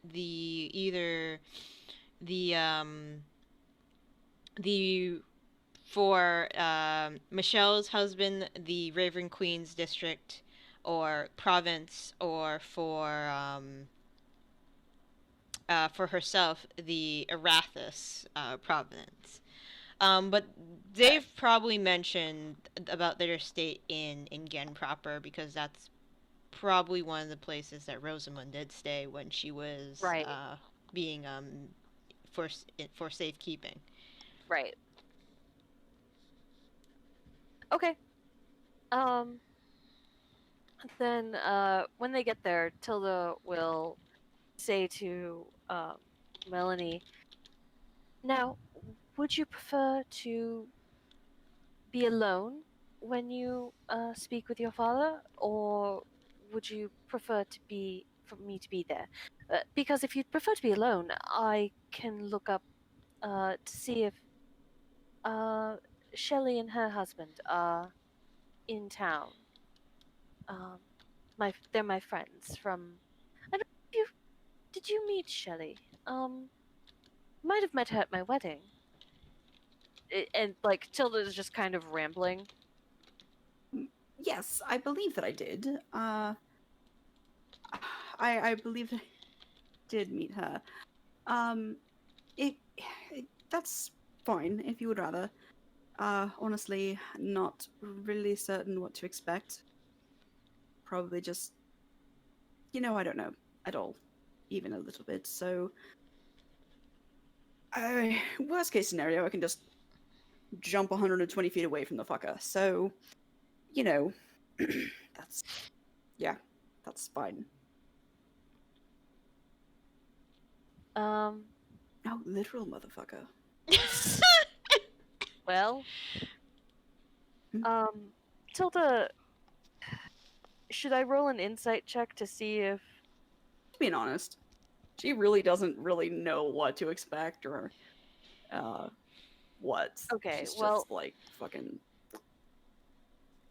It's more about whether you're nervous or not. That's what Tilda's kind of looking for. And so eventually she kind of... Tell you what, why don't I hang around? I won't be there when you introduce yourselves or anything like that, but I'll still be there. That way, if anything goes awry, I will still be there to help out. Does that sound agreeable? Yes, that does sound nice. Thank you. All right. Okay. So I am going to go find like where everyone does their patrols of the city in where I think would be the location, like around-ish the place that not Natalie. What the fuck is her name? Zaitari described to me. Natalie. What the fuck? Yeah, I don't know. I mean, the other thing to keep in mind is I did say Sehenan or Sehenin, whatever. So that that might help route it down a little bit. That's where he was doing that. That's what obviously what he was wearing. I don't know if that's what temple he was at, but you know, the temple you did see him at was very elven in structure. Okay. Yeah. Yeah. And of course, I would have told all of that to Melanie. So probably wherever he's at is where the elven temples are. All right, I'll head that direction. Okay. And keep my eyes open. Just kind of try to like keep an eye out without being super obvious. Okay. I'm a couple steps behind her. Mm-hmm. You know, far enough away that it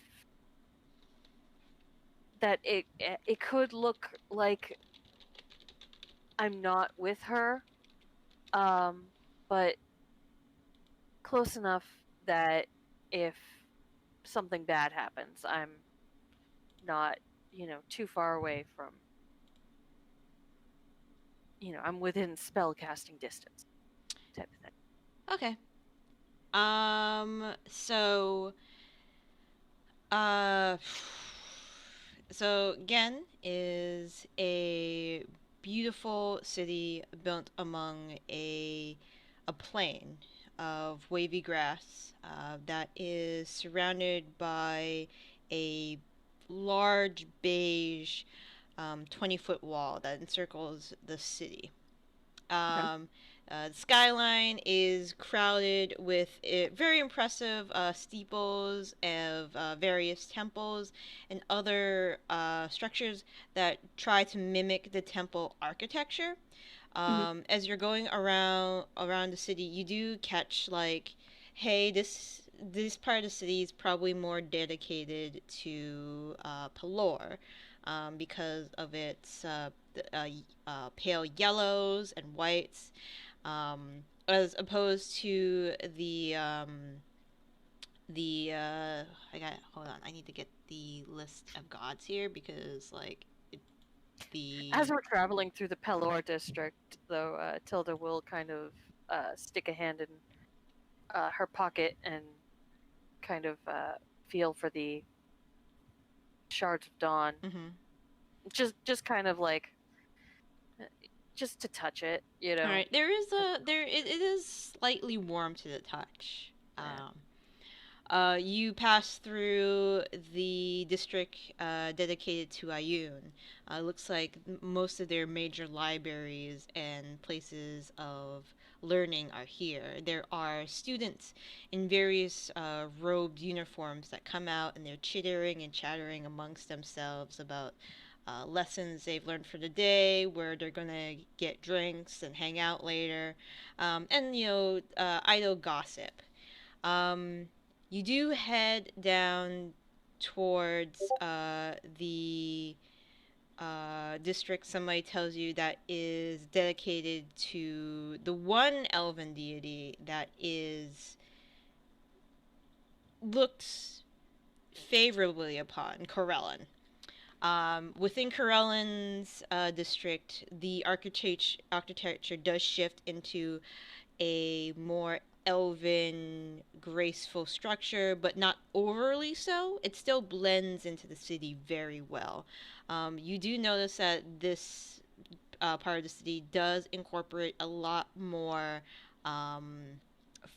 plants and foliage in their in their buildings and such. There are a lot more hedges, a lot more flowers, a lot more creeping vines that find their way in nooks and crannies amongst the crevices of the artwork here. And this is where Sahinine's smaller temple dwells as well. Sahinine does not have a district dedicated to her in this particular city. I need you and Tilda. Are you helping, looking for him, or are you just observing only? If I see him, I would certainly point him out. Okay. Then both of you give me perception checks.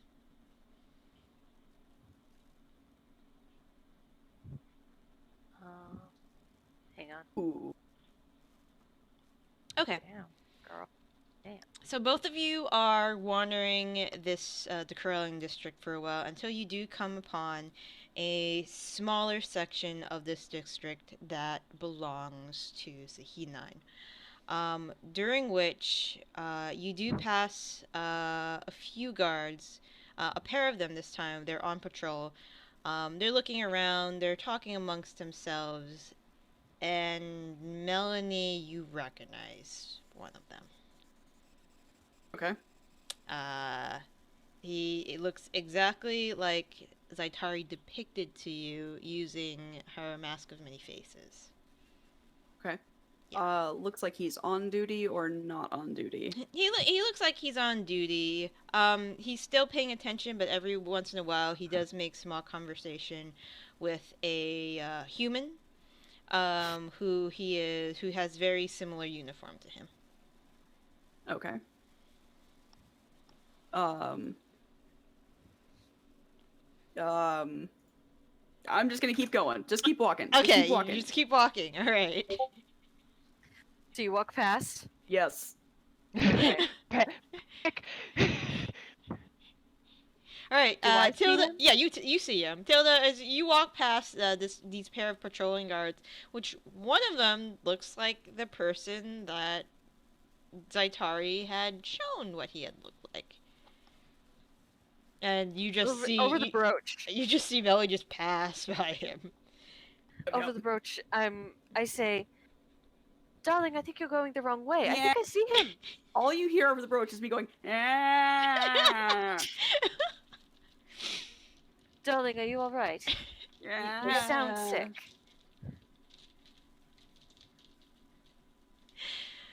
I decide, I stop, I turn around, I head over to them. Okay. And I say, pardon me, I'm traveling and just got some weird news. I kind of need to have a drink. Where's a good place to find a drink in this area of town? Is any suggestions? Your Adamar pipes up. Oh, are You're you? Adamar. Yeah. Adamar pipes up. Well, if you're looking for a place nearby, you can go to the glittering star, which is 2 blocks down that way. That's probably the closest tavern currently.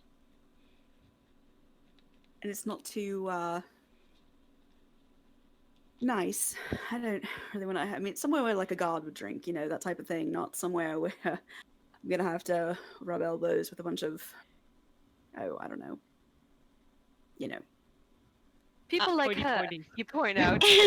Point to Tilda, who's You know, pregnant women.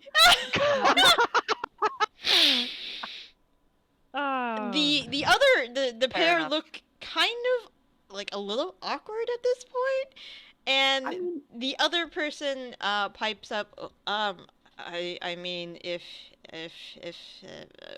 you're looking for a more casual place, I would probably go to the Lion's Roar. You'd have to go 5 blocks that way, into the Moradin's district, but that's a little more casual, I'd say. Okay. Well, thank you very much for your time. All right, you're welcome. Have a nice day. And yes. They both start walking off in the other direction.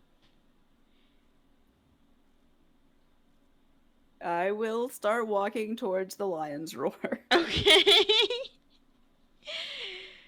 You see Melanie start walking. I'll give her a couple of seconds, like, for her to get a bit of a distance, and for the people she was talking to stop paying attention to her. Yeah. And then I'll kind of catch up to her. I'll be, like a step behind her. Yeah. And say, is everything all right, darling? Now a good time to turn into like an alleyway? Does it look like everything's clear? Are we? It's pretty quiet. You have a couple people just walking up and down the pathways, but not really too busy. I'll just step into kind of like a side street area out of the flow of traffic so we can have a conversation. Okay. Yes, I just wanted to, where's Rain when you could use somebody to, like, keep an eye on somebody, but not, approach them when they're, work is odd. So, I'm just gonna... Rain's off tracking a rock. I know. Yep. She literally has bigger things. I'm paying attention. I would much rather have switched. I think this would be better if we had just switched. I'm fine with giant birds. Not a problem. Weird, mysterious, possibly magic father figures that I didn't really care about until they were like, oh, by the way, you got some weird blood in there. Not as pumped, just not. I don't even just.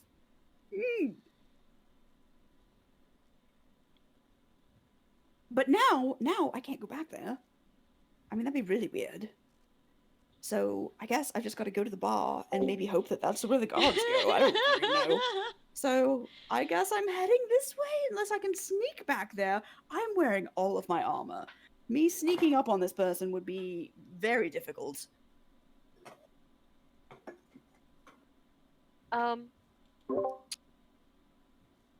Tilda looks a little insulted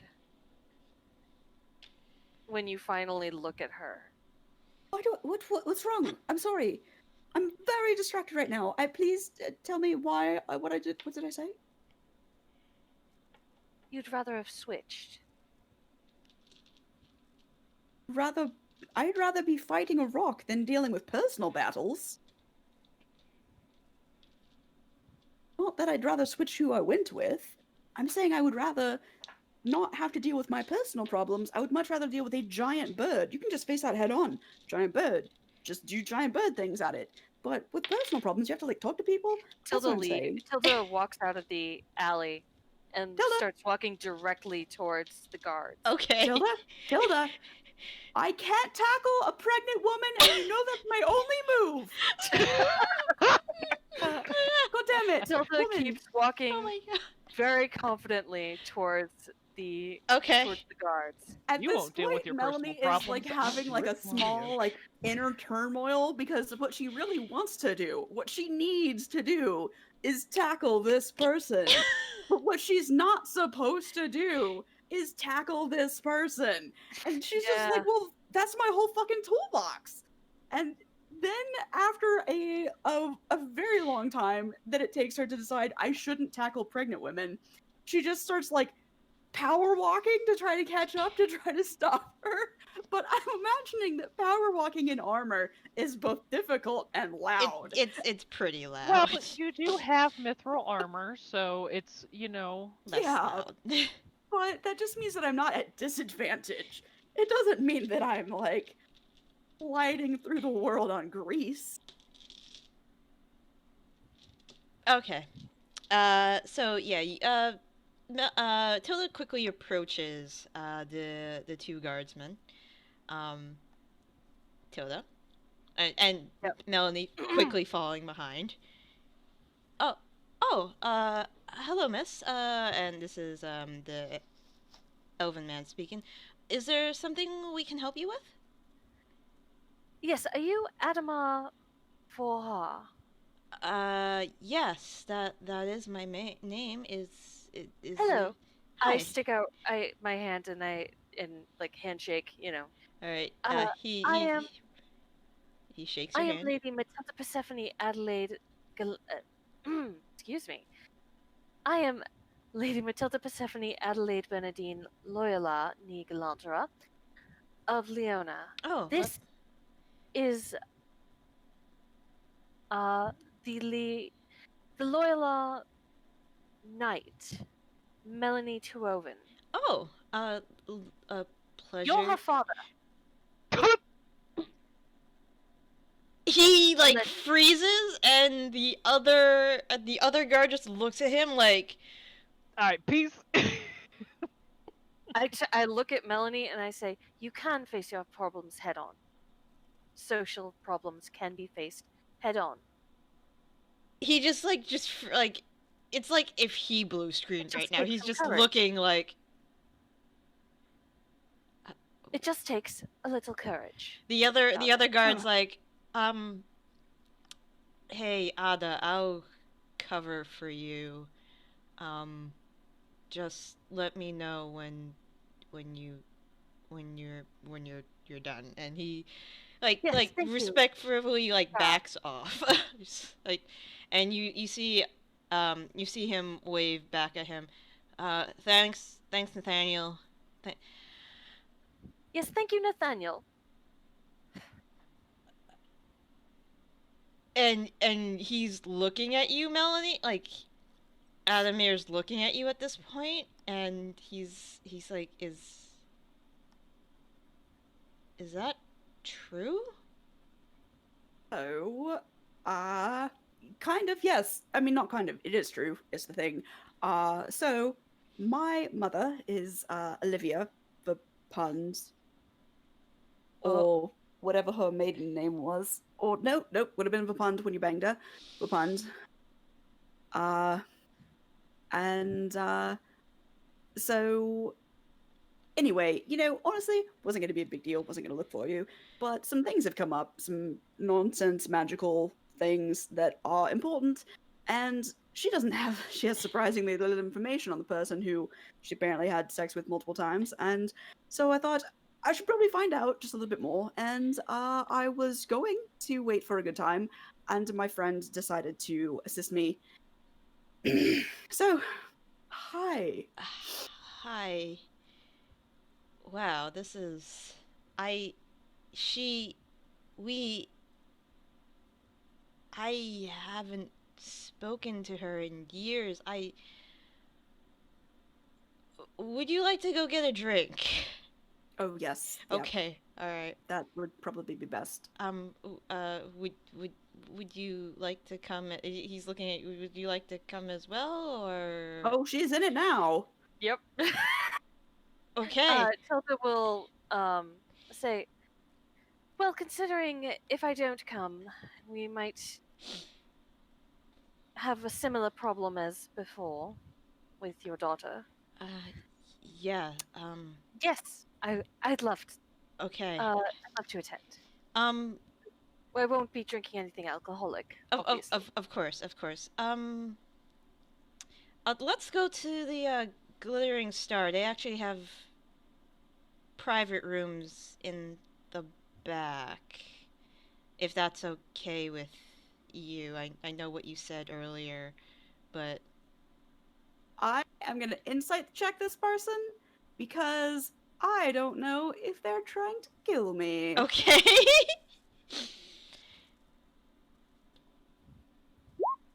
How murdery does this person seem? He seems like he just wants privacy when talking to you. Yes, that's fine. Okay.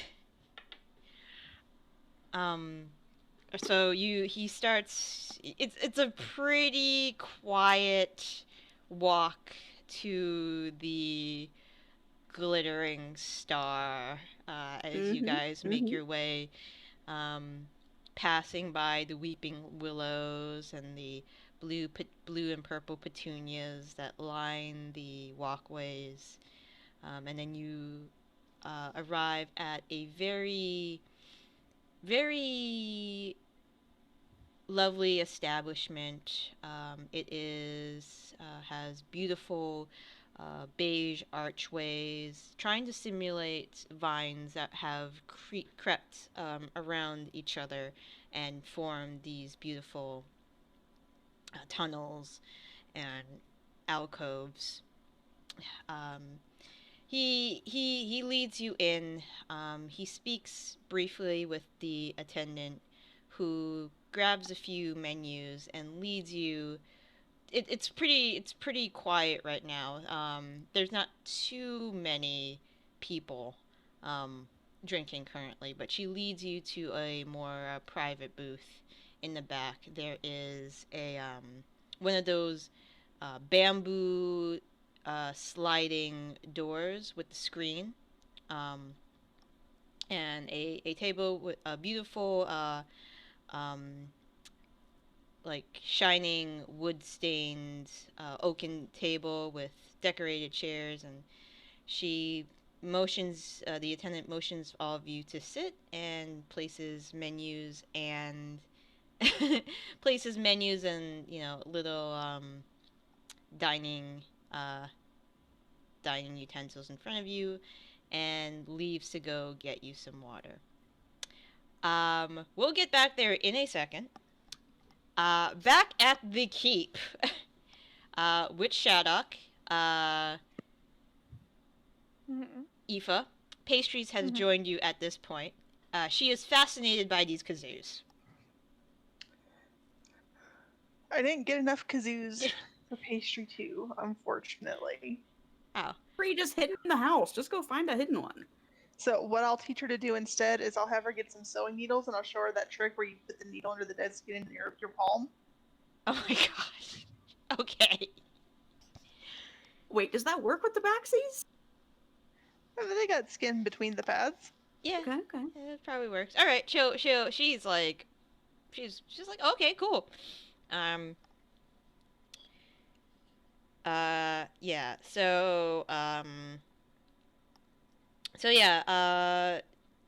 It has switched from. I don't know if I can do this. Hold on. It has switched from Sandstorm to.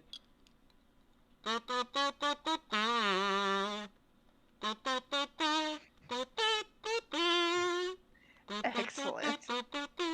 We're getting rickrolled in this year of our Lord 2020. That makes perfect sense for 2020. I am going to explain to Shattuck that kazoos are a very special and sacred instrument and really should only be played when the moon is out. Okay. It's okay to practice during the day, but if you're going to perform, it needs to be at nighttime. Okay. And it should be loud enough for God to hear you. Okay. Yeah, she's a kid. She believes everything you say. She was like, "Are you sure?" Yeah, that sounds right. I don't know. Maybe her dad? I don't know. That would be bad. Eva's an atheist, so she doesn't know. Alright, play at night. Alright, Pastry's like, hey, like, can you do one of those... Have you ever used a needle as a weapon before? Personally, no, but I bet I could.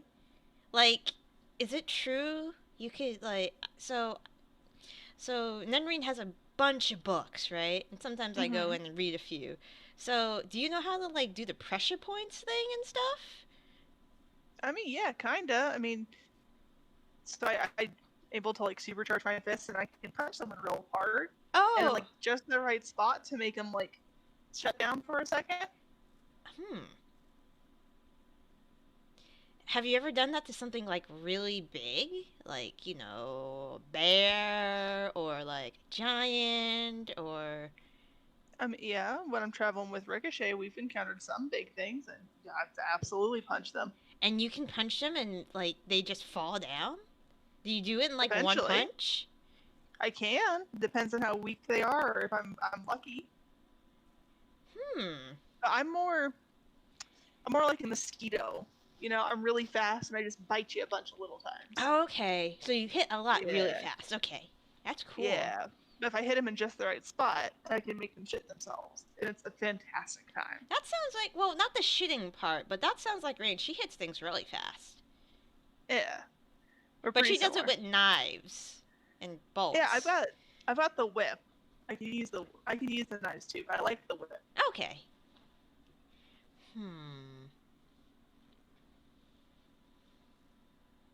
That's cool. Yeah, I think it's cool. Alright. And they'll keep asking you stuff like kids was like what's the biggest thing you've ever fought, or like what's the weirdest, like, you know, like simple questions like that. Yeah, and after a while I'll start doing like whip tricks. Like throwing vials into the air and like smashing them. And can you do the candle thing that I read about? Oh yeah, that's real easy. Shadow, go find a candle. And Shadow's like, she's like goes into the house, comes back later, like 5 minutes later, with a bunch of candles. Oh, yeah. You're not exactly sure where she got them, but there are an assortment of candles. Probably quite a few probably came from the dining hall. Yeah. So like, do we put them on somewhere, or can you do it while it's on my head? This is Patrice talking. I could do it while it's on your head, but like I'm not going to be liable if something goes wrong. Oh. Mom would be kind of angry about that. Yeah, probably. But Nenreen can like fix people, so it should be fine. I mean, I'm down. Cool! Oh dear. Alright. No children for 3 children. Alright, so you guys start practicing candle whips. We'll get back to that. Mm-hmm. Is Mallory back?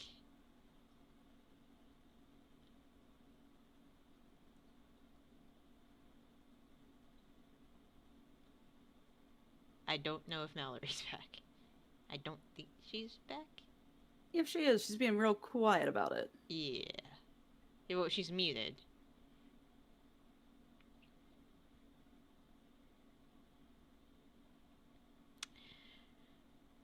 I would take the resounding silence as a no. Yeah. Okay, we'll get back to you, Rain, in a second. So we're back at the Glittering Star. Hey, so you guys are given water. You guys take a few minutes to look over the menu. Adamar is like, what do you guys want to drink? They have a assortment of non-alcoholic virgin drinks, Tilda, as well as like fruit juices and like sparkling cider or sparkling grape juice, if that's your thing. Oh. Whiskey, neat, please. Adamar says. Something strong. Okay. She gives you something. She writes down something to the equivalent. God damn it, KK! I almost spit my tea out. Something. She gives you. She writes down something to the equivalent of a Long Island iced tea. Ooh. Yeah, Tilda will just get water, I guess. Okay. Would you like any? And the attendant says, would you like any appetizers or like bar food to start with? Just the liquor. Just go. Oh, well, actually, Tilda, did you want anything? I mean, not. Rose suddenly wants mozzarella sticks, but no. Do they have fried pickles? Yes, they do. I thought you. Do you like? Does Tilda want pickles? No, okay. I don't think so. They have these. They have these fried potato sticks that are lightly salted. They're called Elven fries for now, but they're working on the name. freedom fries. Freedom fries. Uh, They're served with a slightly sweet tomato sauce. Like One ketchup or catsup, something like that. something like that. Oh, okay. That's a cat's name. That's silly. No, Tilda doesn't order anything. Okay. She's just All right. The attendant goes and brings back your drinks and senses the awkward tension. Animir just takes a sip of his drink and just kind of looks at you. Takes another sip of his drink. I take a sip of my drink. I then take my sword, put it on the table. Okay. Say, have you ever heard of Cold's Thunder? He says, I'm afraid I haven't, but if it's the sword, it's a lovely weapon. It is. Not really the point. Okay. Here's the thing. Okay. God's relic, very important. We're doing this stuff that is protecting the world from old gods that basically melt flesh and eat people and just basically devour babies as appetizers. They're shitty. Exactly, that's why we need to get rid of them. Anyway, some things have come up, and I needed to make sure that you didn't have any weirdness. Do you know, any sort of, I don't know, demon blood or god blood or some sort of third arm? I don't know. But, what's your passive insight, both of you? I mean, I feel like I'm inciting this person really hard to see if I can, but it's 12. And Ro, yours is like ridiculously high, right? Passive insight. Ro's muted. Hang on a second.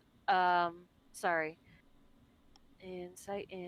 Passive insight is 22. Yeah, he bristles a little bit when she starts going on like that spiel Does about skin weird... look sharp?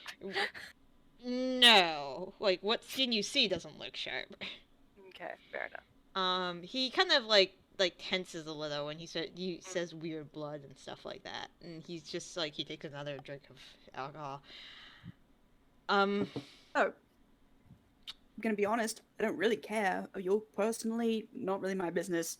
It's fine. I'm not judging you. I'm just trying to get, not deaded. I would like to stay alive for a longer period of time for my daughter, etc., etc. So, okay, look. First of all, we've established that I this is the first time I've heard of you, so I'm a little bit in shock. She Liv didn't tell me.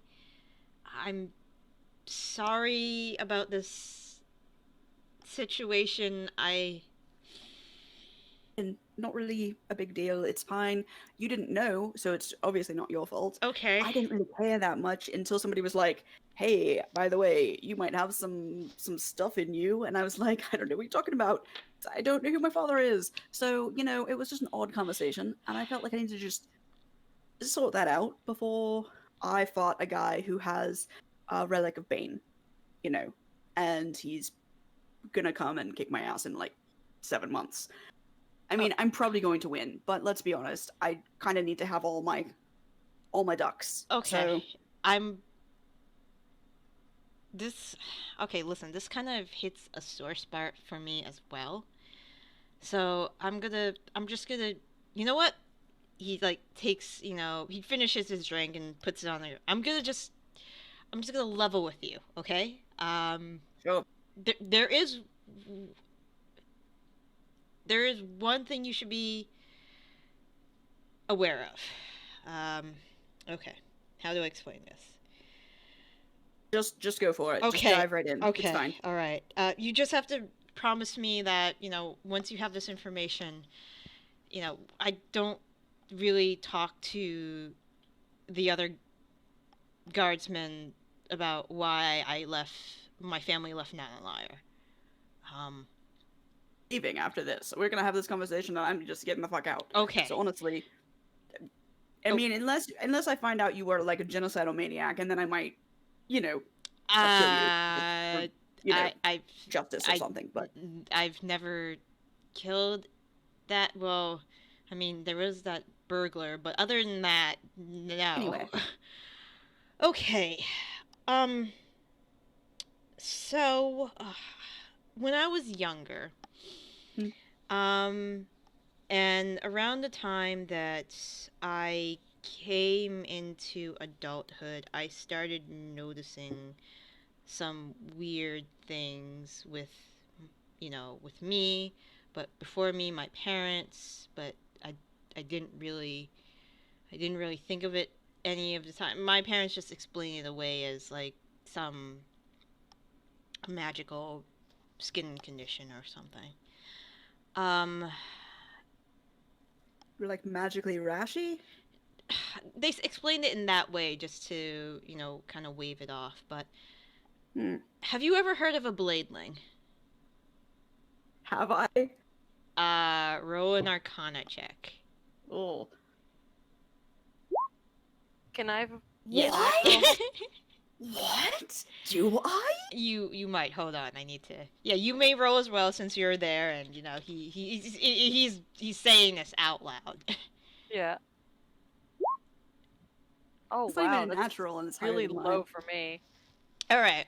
Oh goodness, that's a really roll. I had to roll my best to not even be here. Melanie, since you've been studying a lot about things dealing with court, because obvious. Tilda, you would probably know some of this, knowing, studying about the astral plane, the 9 hells, and so on and so forth. So, there are a race of humanoids called Bladelings. Bladelings exist in a place in the Astral Sea, in a place called Chinogar, or them once were situated in Chinogar. Bladelings. The story of Bladelings goes as this: they were initially the first worshippers of a individual named Arkra. And they were very loyal to this deity.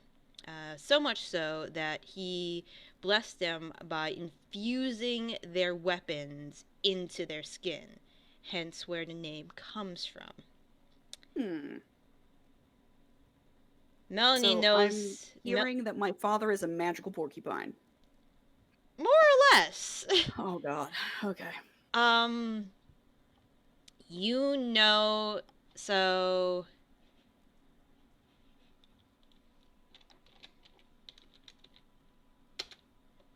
That is the deity they worship. Melanie, that might look a little familiar.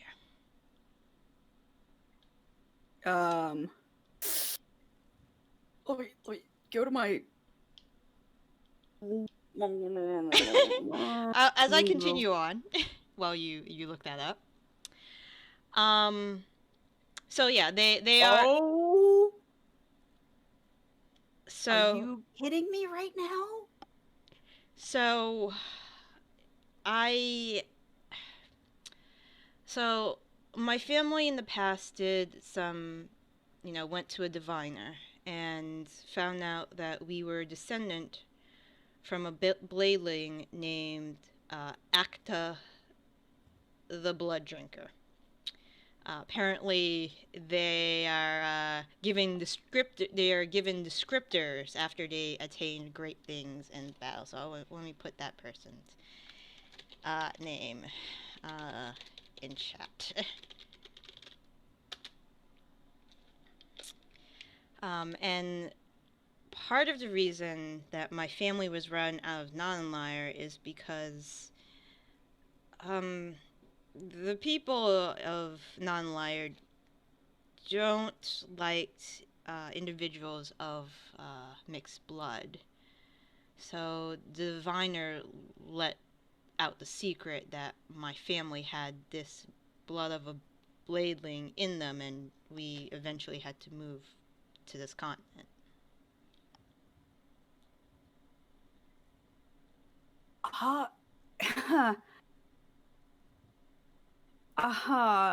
Okay.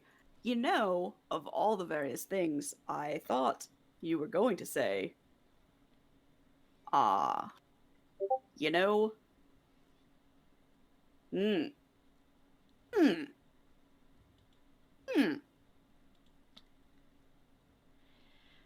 cool.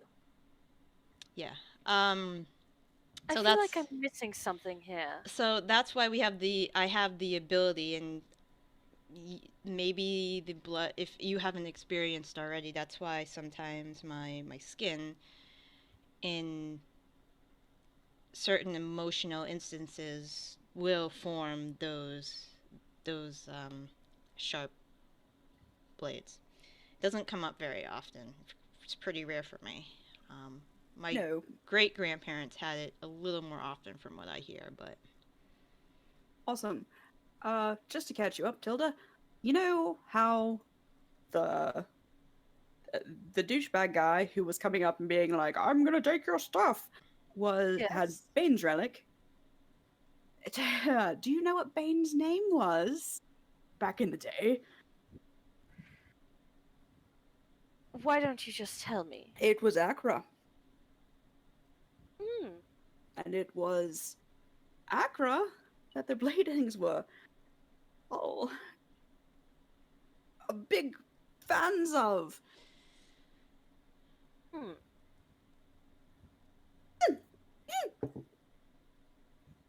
Are you alright? Too much tea. I spilled it on myself. I thought it was very close to done, and it was not.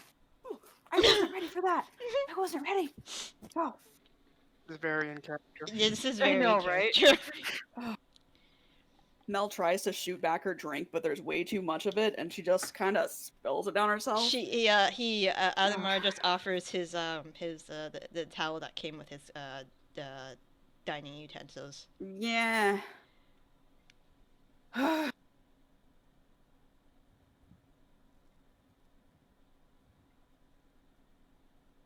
Okay. Awesome. So the Bladelings were worshippers of Accra? Yes, they're his first. They were humanoids, and then he blessed them with the ability, from what I hear, with the blades and the skin. Okay. And I'm sorry, I'm just trying to get caught up here. Acta, the blood drinker. Yes. Apparently she was a very famous Bladeling during this time, when they were still loyal to Accra. And what does she have to do with you again? She's my relative. I am a descendant. Somehow She's ancestor. Yes, ancestor. Exactly.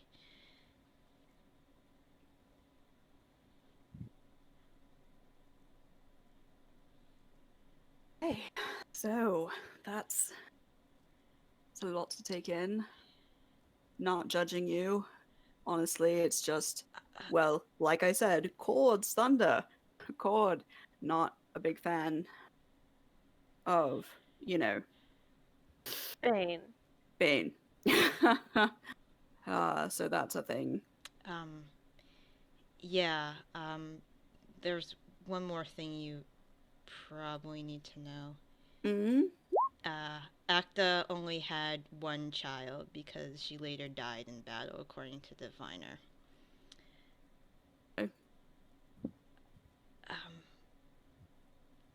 She had that child with Accra.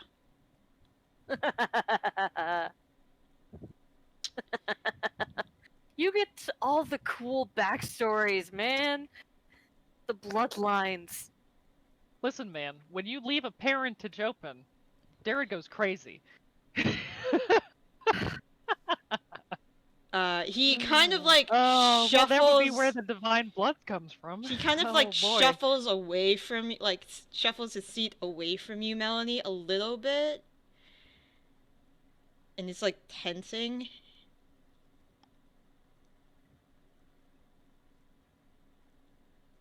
What? What's wrong? Nothing. Insight.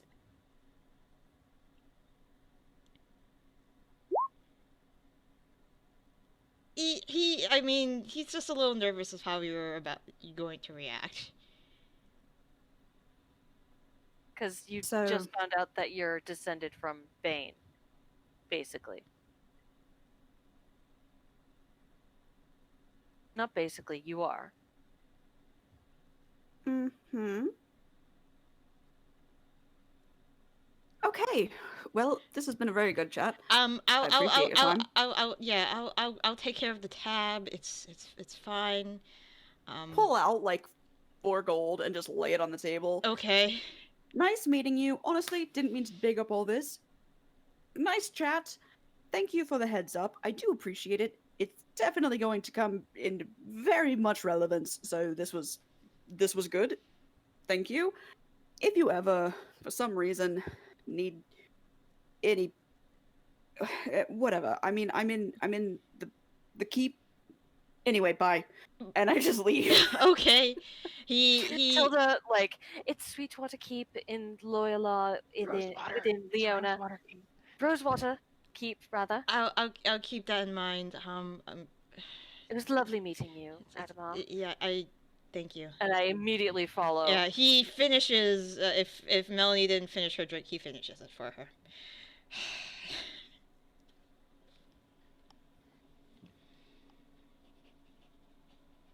Okay, back with the rock. Is Dwayne around?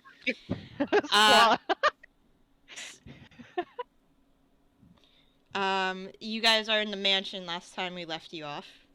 Yeah. We'll keep the doors open and just pay attention for when the storm starts going away. Alright, it lasts for 8 hours. Sick. And then by morning... Hello? Hello? Hey. Hello. Okay. Alright. Yeah. The storm lasts for about 8 hours. And then it quiets down by morning. Okay. Cool. Yeah, so I guess we'll travel the rest of the way. Polymorph.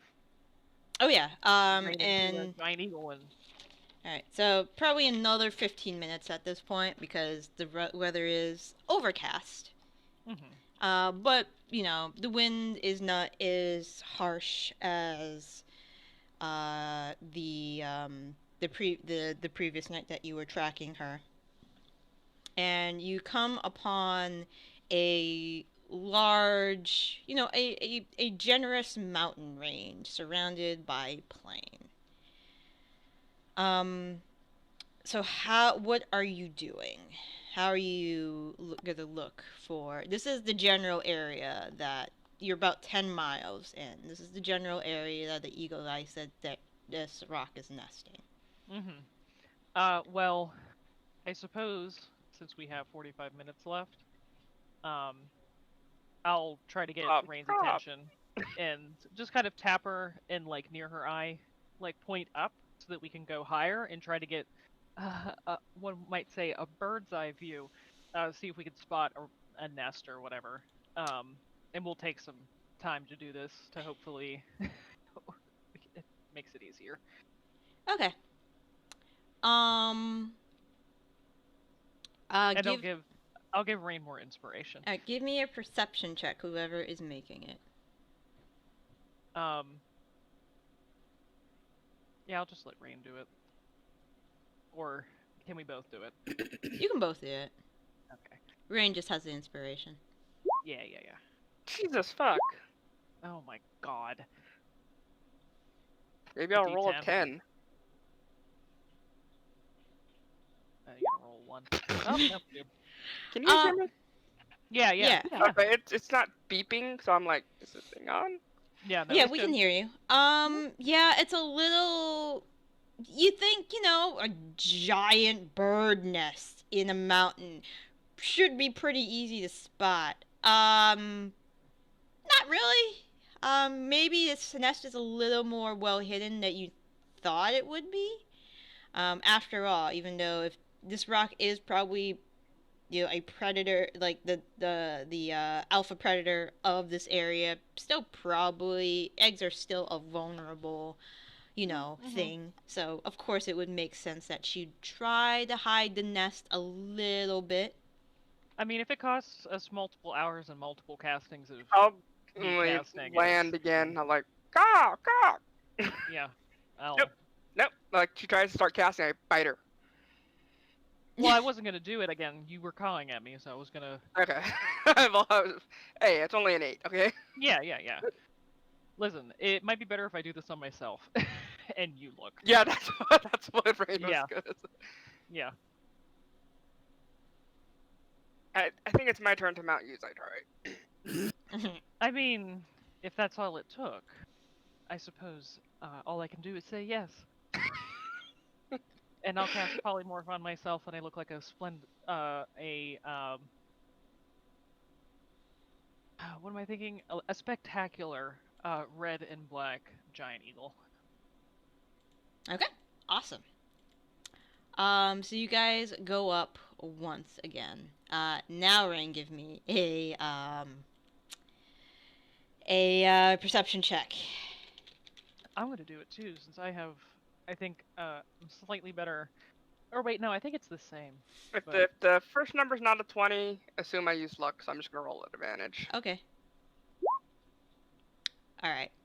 You don't know how you missed it the first time. So in one of the higher mountains in the mountain range, you see there is a nest of trees. Literally looks like this thing picked up multiple trees and made a nest out of them. Probably why this plain is very treeless next to this mountain range. And you actually see her. Okay, so when she stretches out her wings, her wingspan is at least 60 feet long. Easily height wise, you think from beak to tail feather, probably 40-50 feet easy. Plus probably give or take 10 feet. The most interesting thing about her is that she is definitely a very, very, very large bird. She has, let me try to describe this in the best way possible. She is, like Eagle Eye says, she is a blackbird. She has these long feathers protruding from behind her eyes that go from black to gray at the tips. She also, her wingtips, her tail feather tips has that black to gray to white color scale. But the most interesting thing that you notice about her is when she there are a couple instances where there are some large birds very similar size to yourself that fly by. She lets out a thunderous screech and you see her call lightning from the sky. Yeah, nope, not natural. Not natural storm. And fry a couple birds as they land. she looks like she's pretty aggressive, but there are 2 eggs in that nest.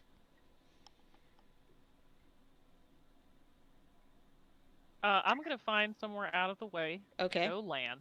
Okay. I'm sure that Rain kind of like taps me. Yeah, and shows point. me. Yeah, and I says, wouldn't 'cause you miss can the actually lightning understand. bolt. No, you Yeah, did, and I yeah, can you understand, definitely yeah. saw that lightning bolt. Yeah. Yeah, so I get spooked a little bit. And I'm going to start wheeling down near the nest, but not close enough where obviously she would notice us. Mm-hmm. Just kind of like a rocky outcropping that will, hide us from view. Yeah. I'm going to show you exactly what she looks like. Just give me a minute. That's what she looks like. Oh, she's a Thunderbird. Yay, I'm so happy. Okay, yeah, so I'll land. Okay. And I'll drop concentration on polymorph. Then look to Rain. Okay, well, I think we can hazard a guess that she was causing the storm while she was hunting. We wait for her to go hunting again. She calls lightning. If it's not constantly striking around the nest, could just fly over there. Yeah, and take care of it now. Honestly, I'm not opposed to that idea. Pretty much, I think Tilda is going to be a no. And Aoife as distraction is a horrid idea. Now, no longer just running from a regular big-ass bird. It's running from a big-ass bird that can frag you with lightning. Yes, she's fast, but lightning fast. Not quite. Nah.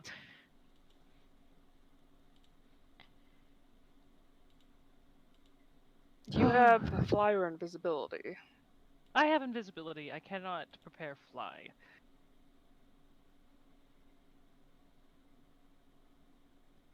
And also, I am not like Tilda.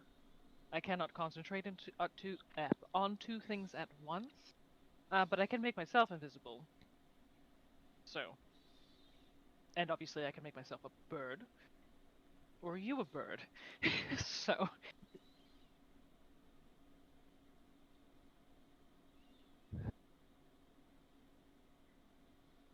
Let me take a look at other Let me just double check my potion.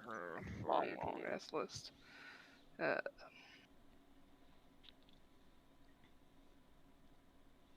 can do up to 7th level spells. We're definitely going to want to teleport away when we do this.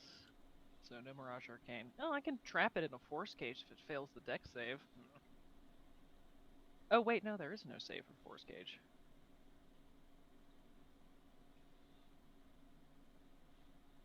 Interesting.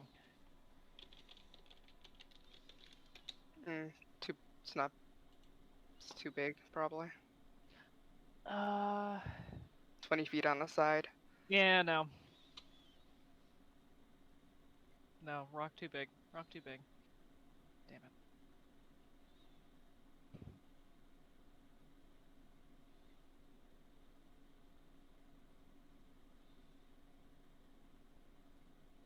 And you used your dust of disappearance, right? Yeah, but I could use my 6th level spell slot, and do a programmed illusion. It must be no larger than a 30-foot cube, which is pretty big. And I can cast it within 120 feet. So, if we flew back down, and I set some kind of trigger for it, yeah,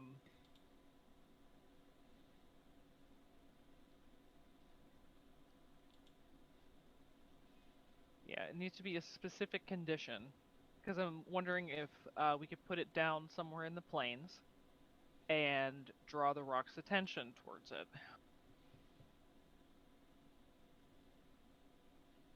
And programmed illusion, is that concentration? You have to... Nope. I just have to cast it, and it lasts until dispelled.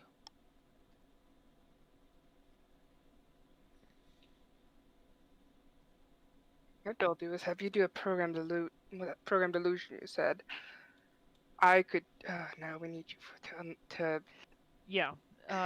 Sorry. Yes, I am somewhat required, but we could set this up. I do need to do it tomorrow.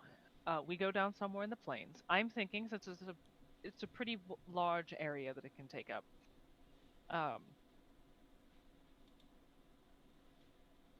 It's a camping group of maybe hill giants.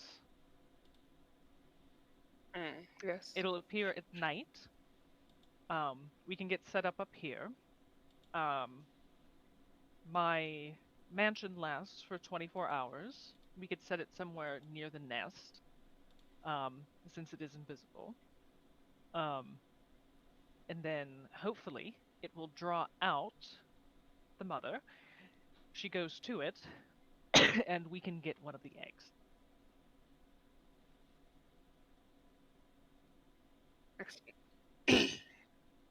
Yes, I think that'll work.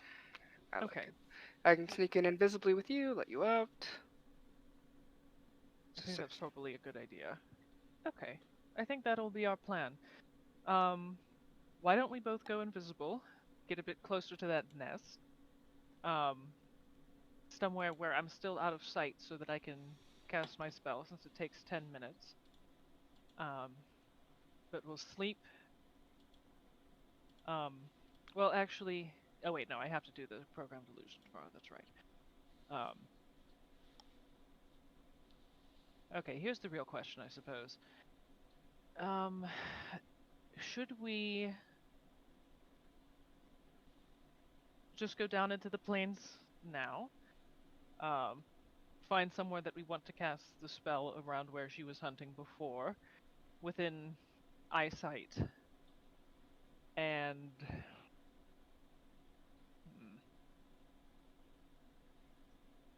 What do you think? What do you think the timing should be? Because either way, I have to sleep so that I can... The performance can last 5 minutes.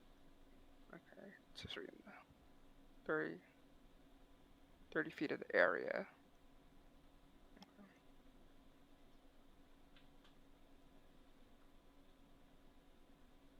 I mean, something else I can do is major image, but I do have to be within range of it. It does...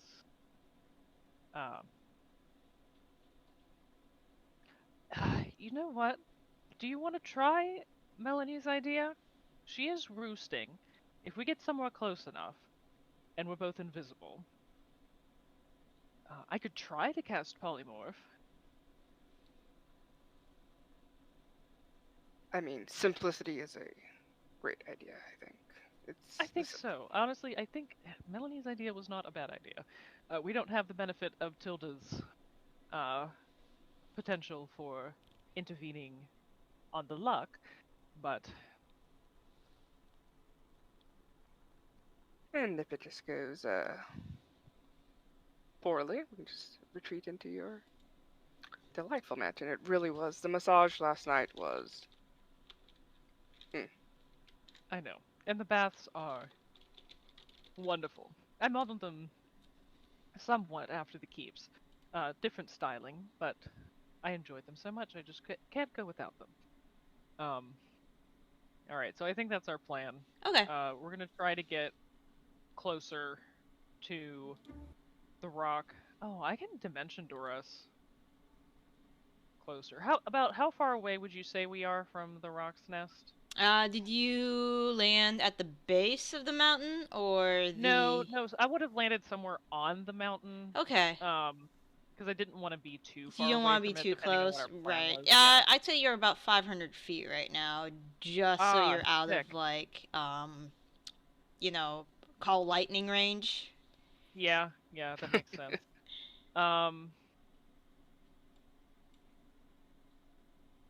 Let's see, because Dimension Door, I can go within 500 feet.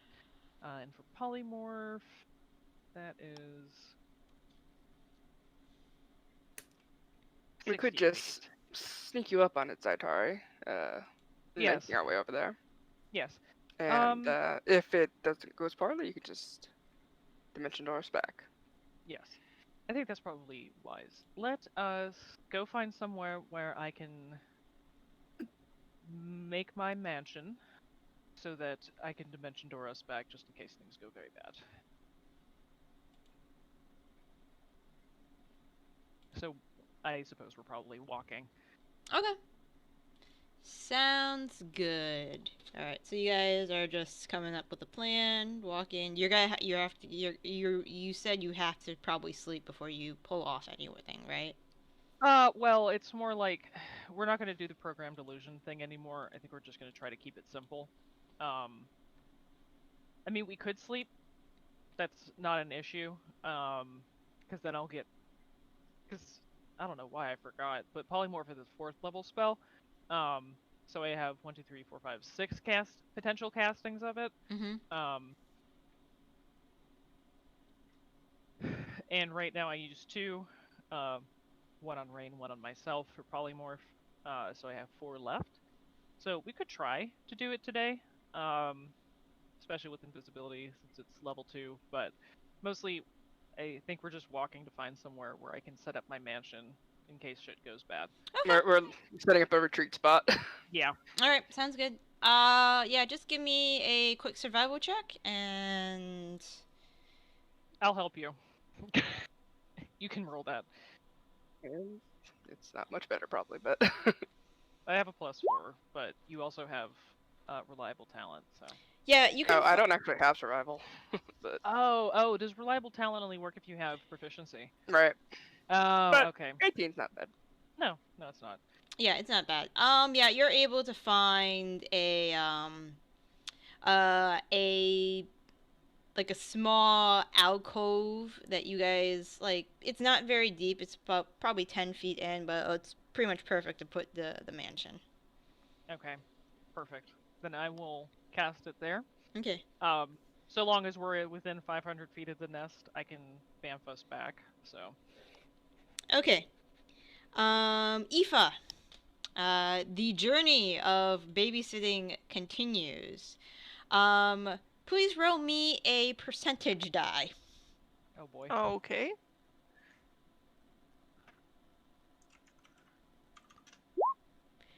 Congratulations.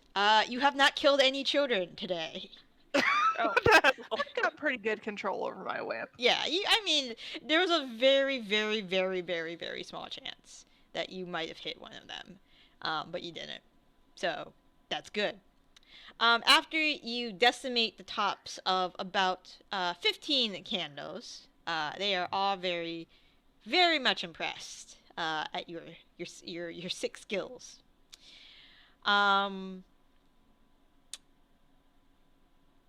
Is there any lessons or anything you wanted to do with them after demonstrating your 6 skills? I'm going to teach them how to meditate, aka try and trick them into napping. Okay, awesome. I need you to persuade them into, because usually when you hear, hey kids, I'm going to teach you how to meditate. Isn't that just sleeping?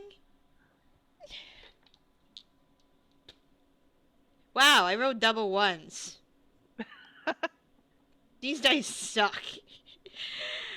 Well, you probably spin it as in it'll help you control your inner self better or something, or it'll allow you to bend spoons with your mind. I don't know. You convinced them to it's not that hard. They're children. Yeah, they're children, and you've already impressed them with an array of talents. Yeah, it's basically like it's kind of like if you want to be as cool as me, you got to eat your veggies and you got to meditate. You got to do both. All right, they're into it. What form of meditation are you teaching them? I mean, there's a couple. There's the like sit down, quiet. Are you having them like focus on their breathing, for example? I know that's one form.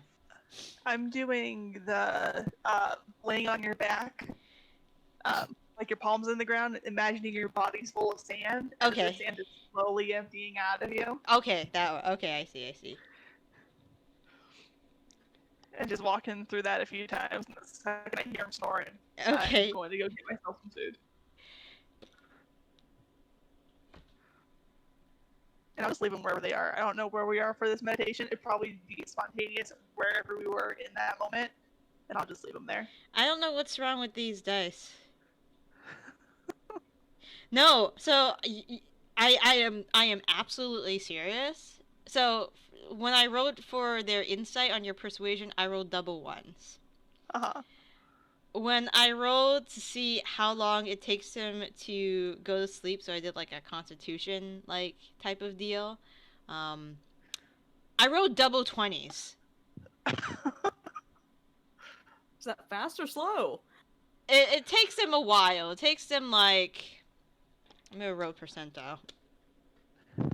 It takes him a good 20 minutes. They do get restless, but you keep coaching him through. Sand takes a lot longer than that. You should be down there a lot longer. But eventually they do get to sleep, but it takes a while, cause especially Shadow, cause she's like just kind of full of boundless energy, and it takes her a little while to calm down. Yeah. Yeah. So now you can go get something to eat. Yeah, and I'm just gonna leave him there. And go and like sit on a kitchen counter and eat whatever is easily available. Oh, that doesn't require literally any kind of preparation. Yeah. They have probably some scones from the morning. If you're into that. Excellent. Muffins, a whole variety of baked goods that are just like, they're from the morning, but they're still like fine. As little effort as possible you can put into it. So, oh yeah.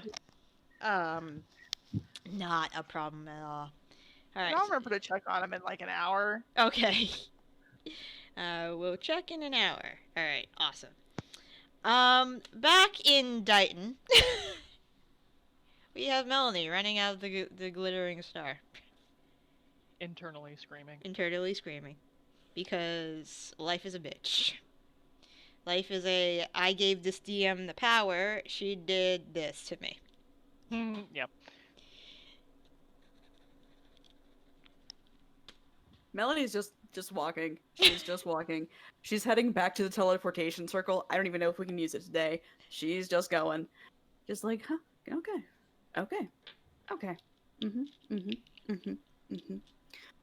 Tilda's like fast on her heels, kind of. Doesn't say anything though.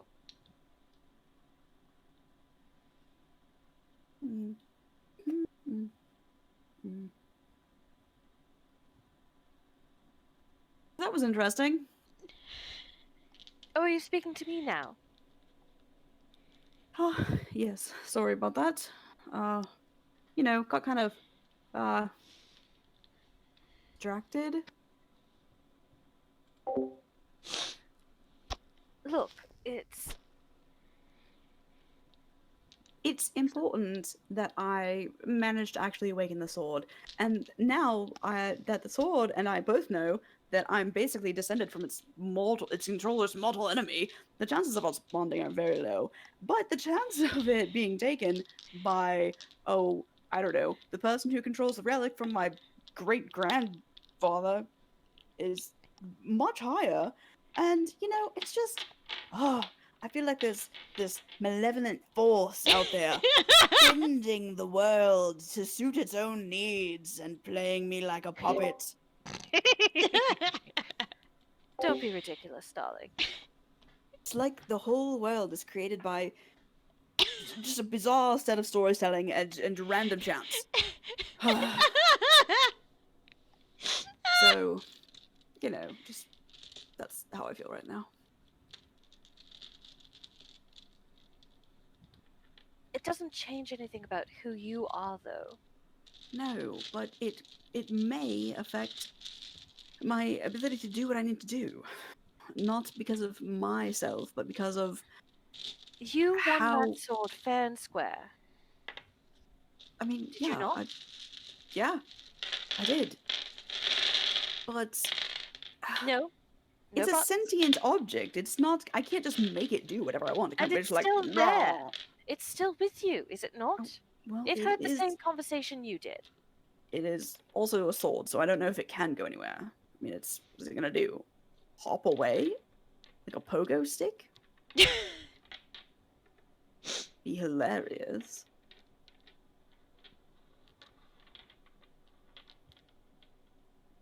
Why don't you try asking it if this is going to affect your relationship? You know what's easy is not having difficult conversations. Marvelous. Marvelous way to spend one's time. Really just easier in general. You'd rather sit here, you'd rather stand here, spinning out over nothing, potentially, than have a conversation with your sentient sword. Oh, you better know. If I say yes, I sound very childish, don't I?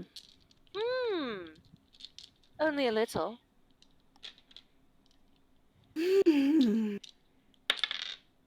Sword.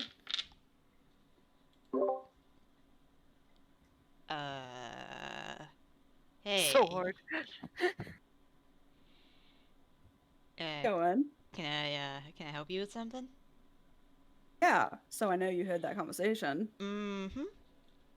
Yeah. So, thoughts?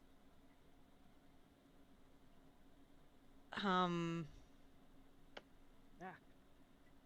I mean, I guess that's why I was drawn to you. I mean, that explains a lot. I am not sure I follow here. Wouldn't you be repulsed by me? Isn't that the thing that you mean? I realize that's a similar word, lots of similar sounding sounds in it, but just give me a little bit of clarity here. What are you talking about? I mean, technically, you still have the blood of Cord within you. What? Bane was Cord's brother. Well, still is. So you come from the same family, same battle, strong family. Well, you know, I didn't really think about that because it's the wrong guy.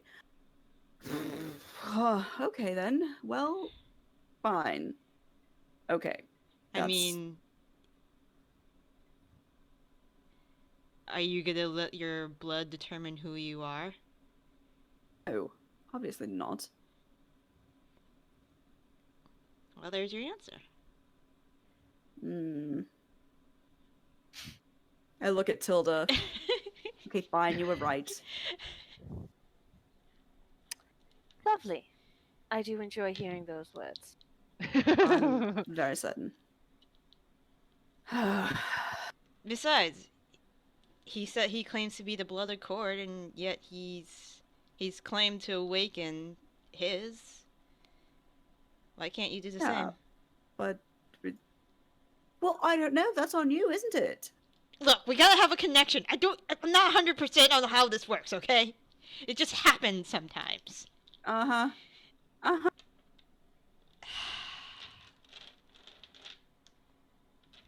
You hear him mumble, I'm not Cord. How the hell am I supposed to fucking know? People, a lot. I feel like that seems a little aggressive.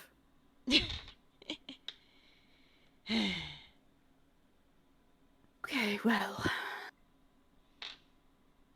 So, can we go back today, or do we need to wait? Do you want to go see your friend? Well, I don't have any guarantee that they're in the city at the moment. Oh, right. That's Of course, I would like to see my friend, but this seems more pressing, that you get back to a familiar environment. Honestly, let's go see your friend.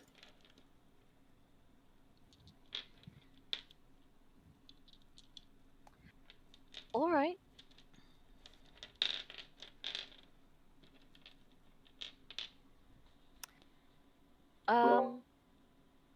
Yeah, we will go try to find, I mean, I know where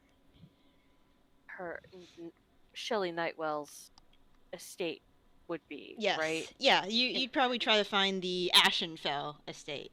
She is Ashenfell, right. Yeah, Nightwell Ashenfell. Ashenfell near Nightwell.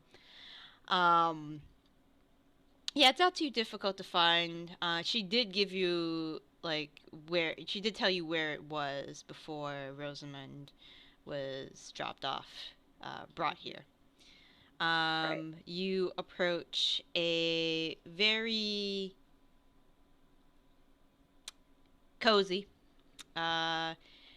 probably more humble abode for a noble. Very, very simplistic in design, made with red brick.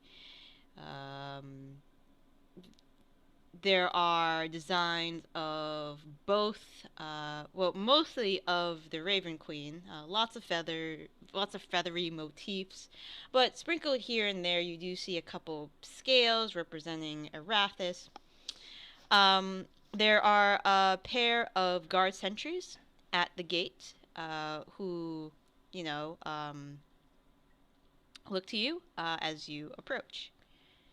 And one of them, you know, just puts up a hand and says, greetings. Can I help?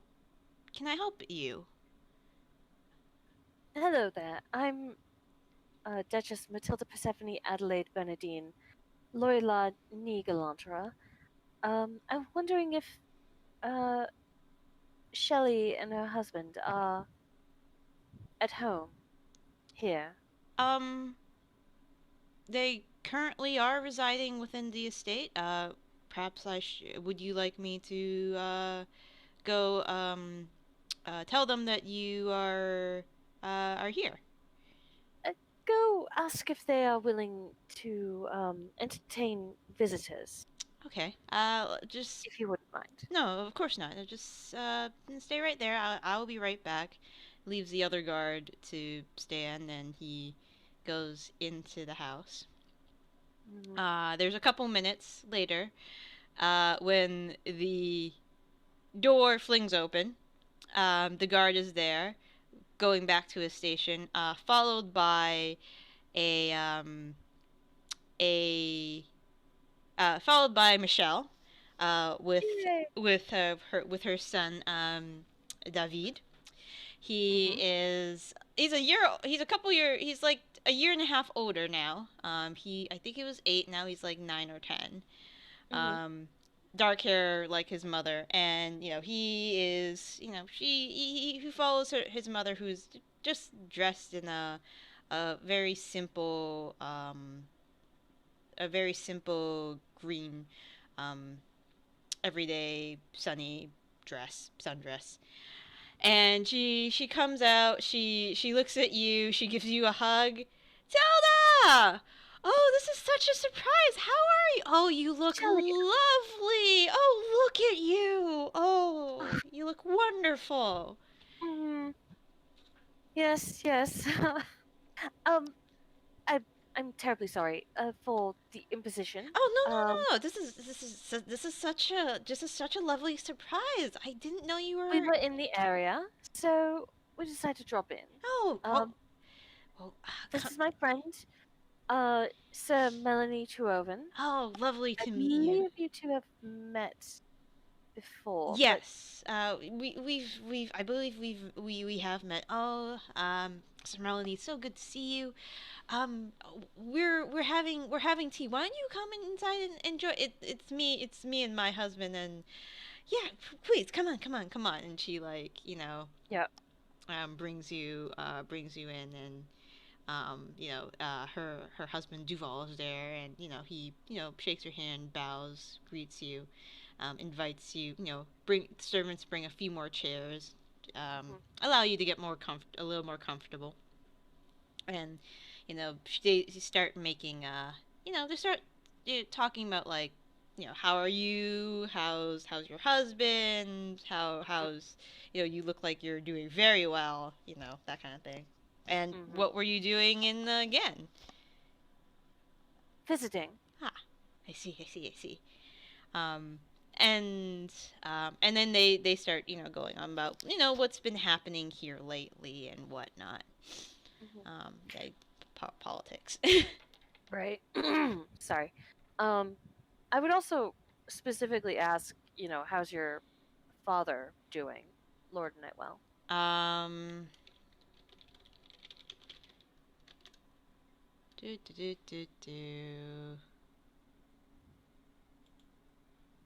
Oh, if he's dead, and I didn't get to go to the funeral, I will be very upset. Oh, he's doing very well. He's currently taking his afternoon nap. But of course. But once he wakes up, we'll definitely let you know that you're here, and he would love to see you. It's been too long. It really, really has. Duval, Melanie says, would you like some more cookies? There's a plate of macadamia chocolate chip, white chocolate chip cookies in front of him that he offers. I'm good, thank you. Oh, okay.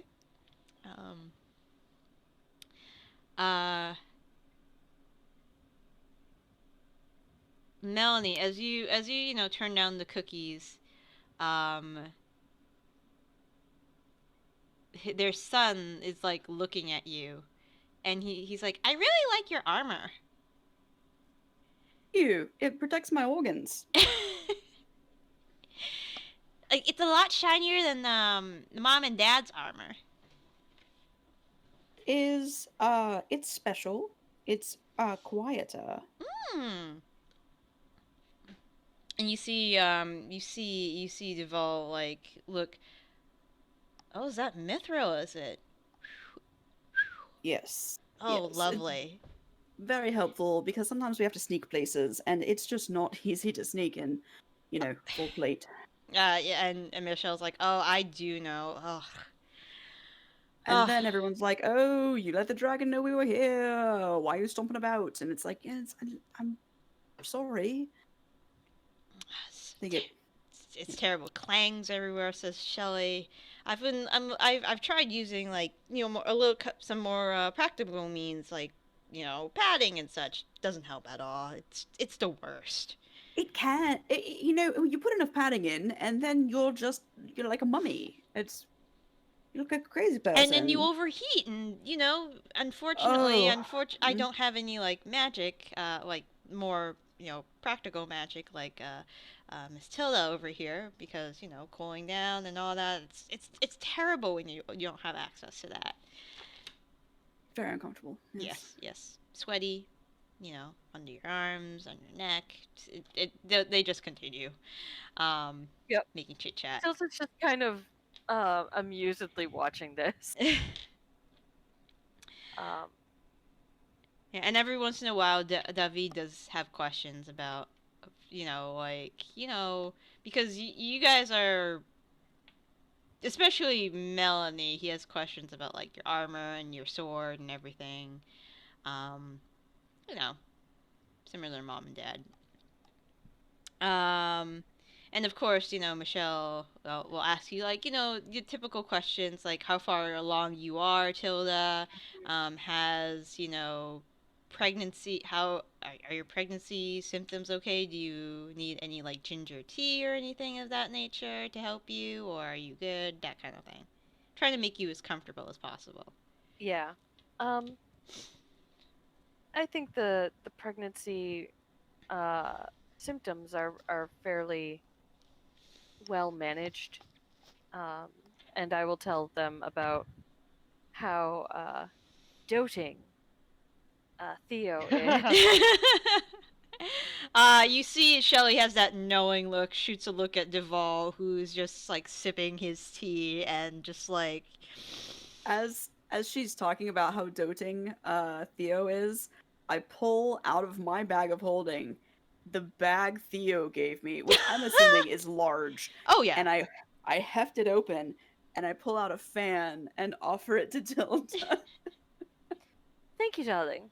Actually, I was feeling a bit warm. Shelley says, Oh, the memories. Duval, do you remember packing 20 bags for our trip to Gadar that one time? And half the bags were just clothes, just in case it got too cold, or if it got too hot, or if I need extra pillows for my my stomach. I mean, honestly, that sounds divine for me, but it does seem a bit excessive for you, darling. And oh, the array of teas that he gave me. Oh, I swear. And Fall's like, just wanted to make sure they're prepared. Just trying to help you out. um, and she's like, oh, but it was David was at least fairly easy going for during my pregnancy. And she just kind of like pats his head. He stuffs another cookie in his mouth. All right. She just kind of rubs her tummy again. I actually don't know around when kicks start being felt. But I imagine that's kind of what she's feeling for when she rubs. It should be anywhere from 16 to 25 weeks. So that would probably anywhere from 4 months to 6 months, I think. Yeah, okay. 4 to 6 months. So around this time you'd probably be expecting it. Right. Yeah. So. All right, cool. All right, so you guys are chatting. I think this is a good place to stop. So right now you're hanging out with the Nightwells. It's like midnight. Zaitari and Rain, you are on plan. Let's get this fucking egg out of this Thunderbird's nest. And currently the children are napping. Oh man. I've been messaging back and forth with KK about our plan, and like I'm stressed out. I just want to relieve it right now, but I understand if you want to stop because it's late. Yeah, it is midnight, so yeah. I wish we could have seen your face every time they were talking about Aoife just running away from the fucking bird. I'm sure that you were just like, lightning. Yeah. Against lightning, Rain and Aoife are the ones that are best against it. True. Evasion. Yeah, that's very true, but still risky. Yeah. If you guys want to do that, I will continue to watch the kids.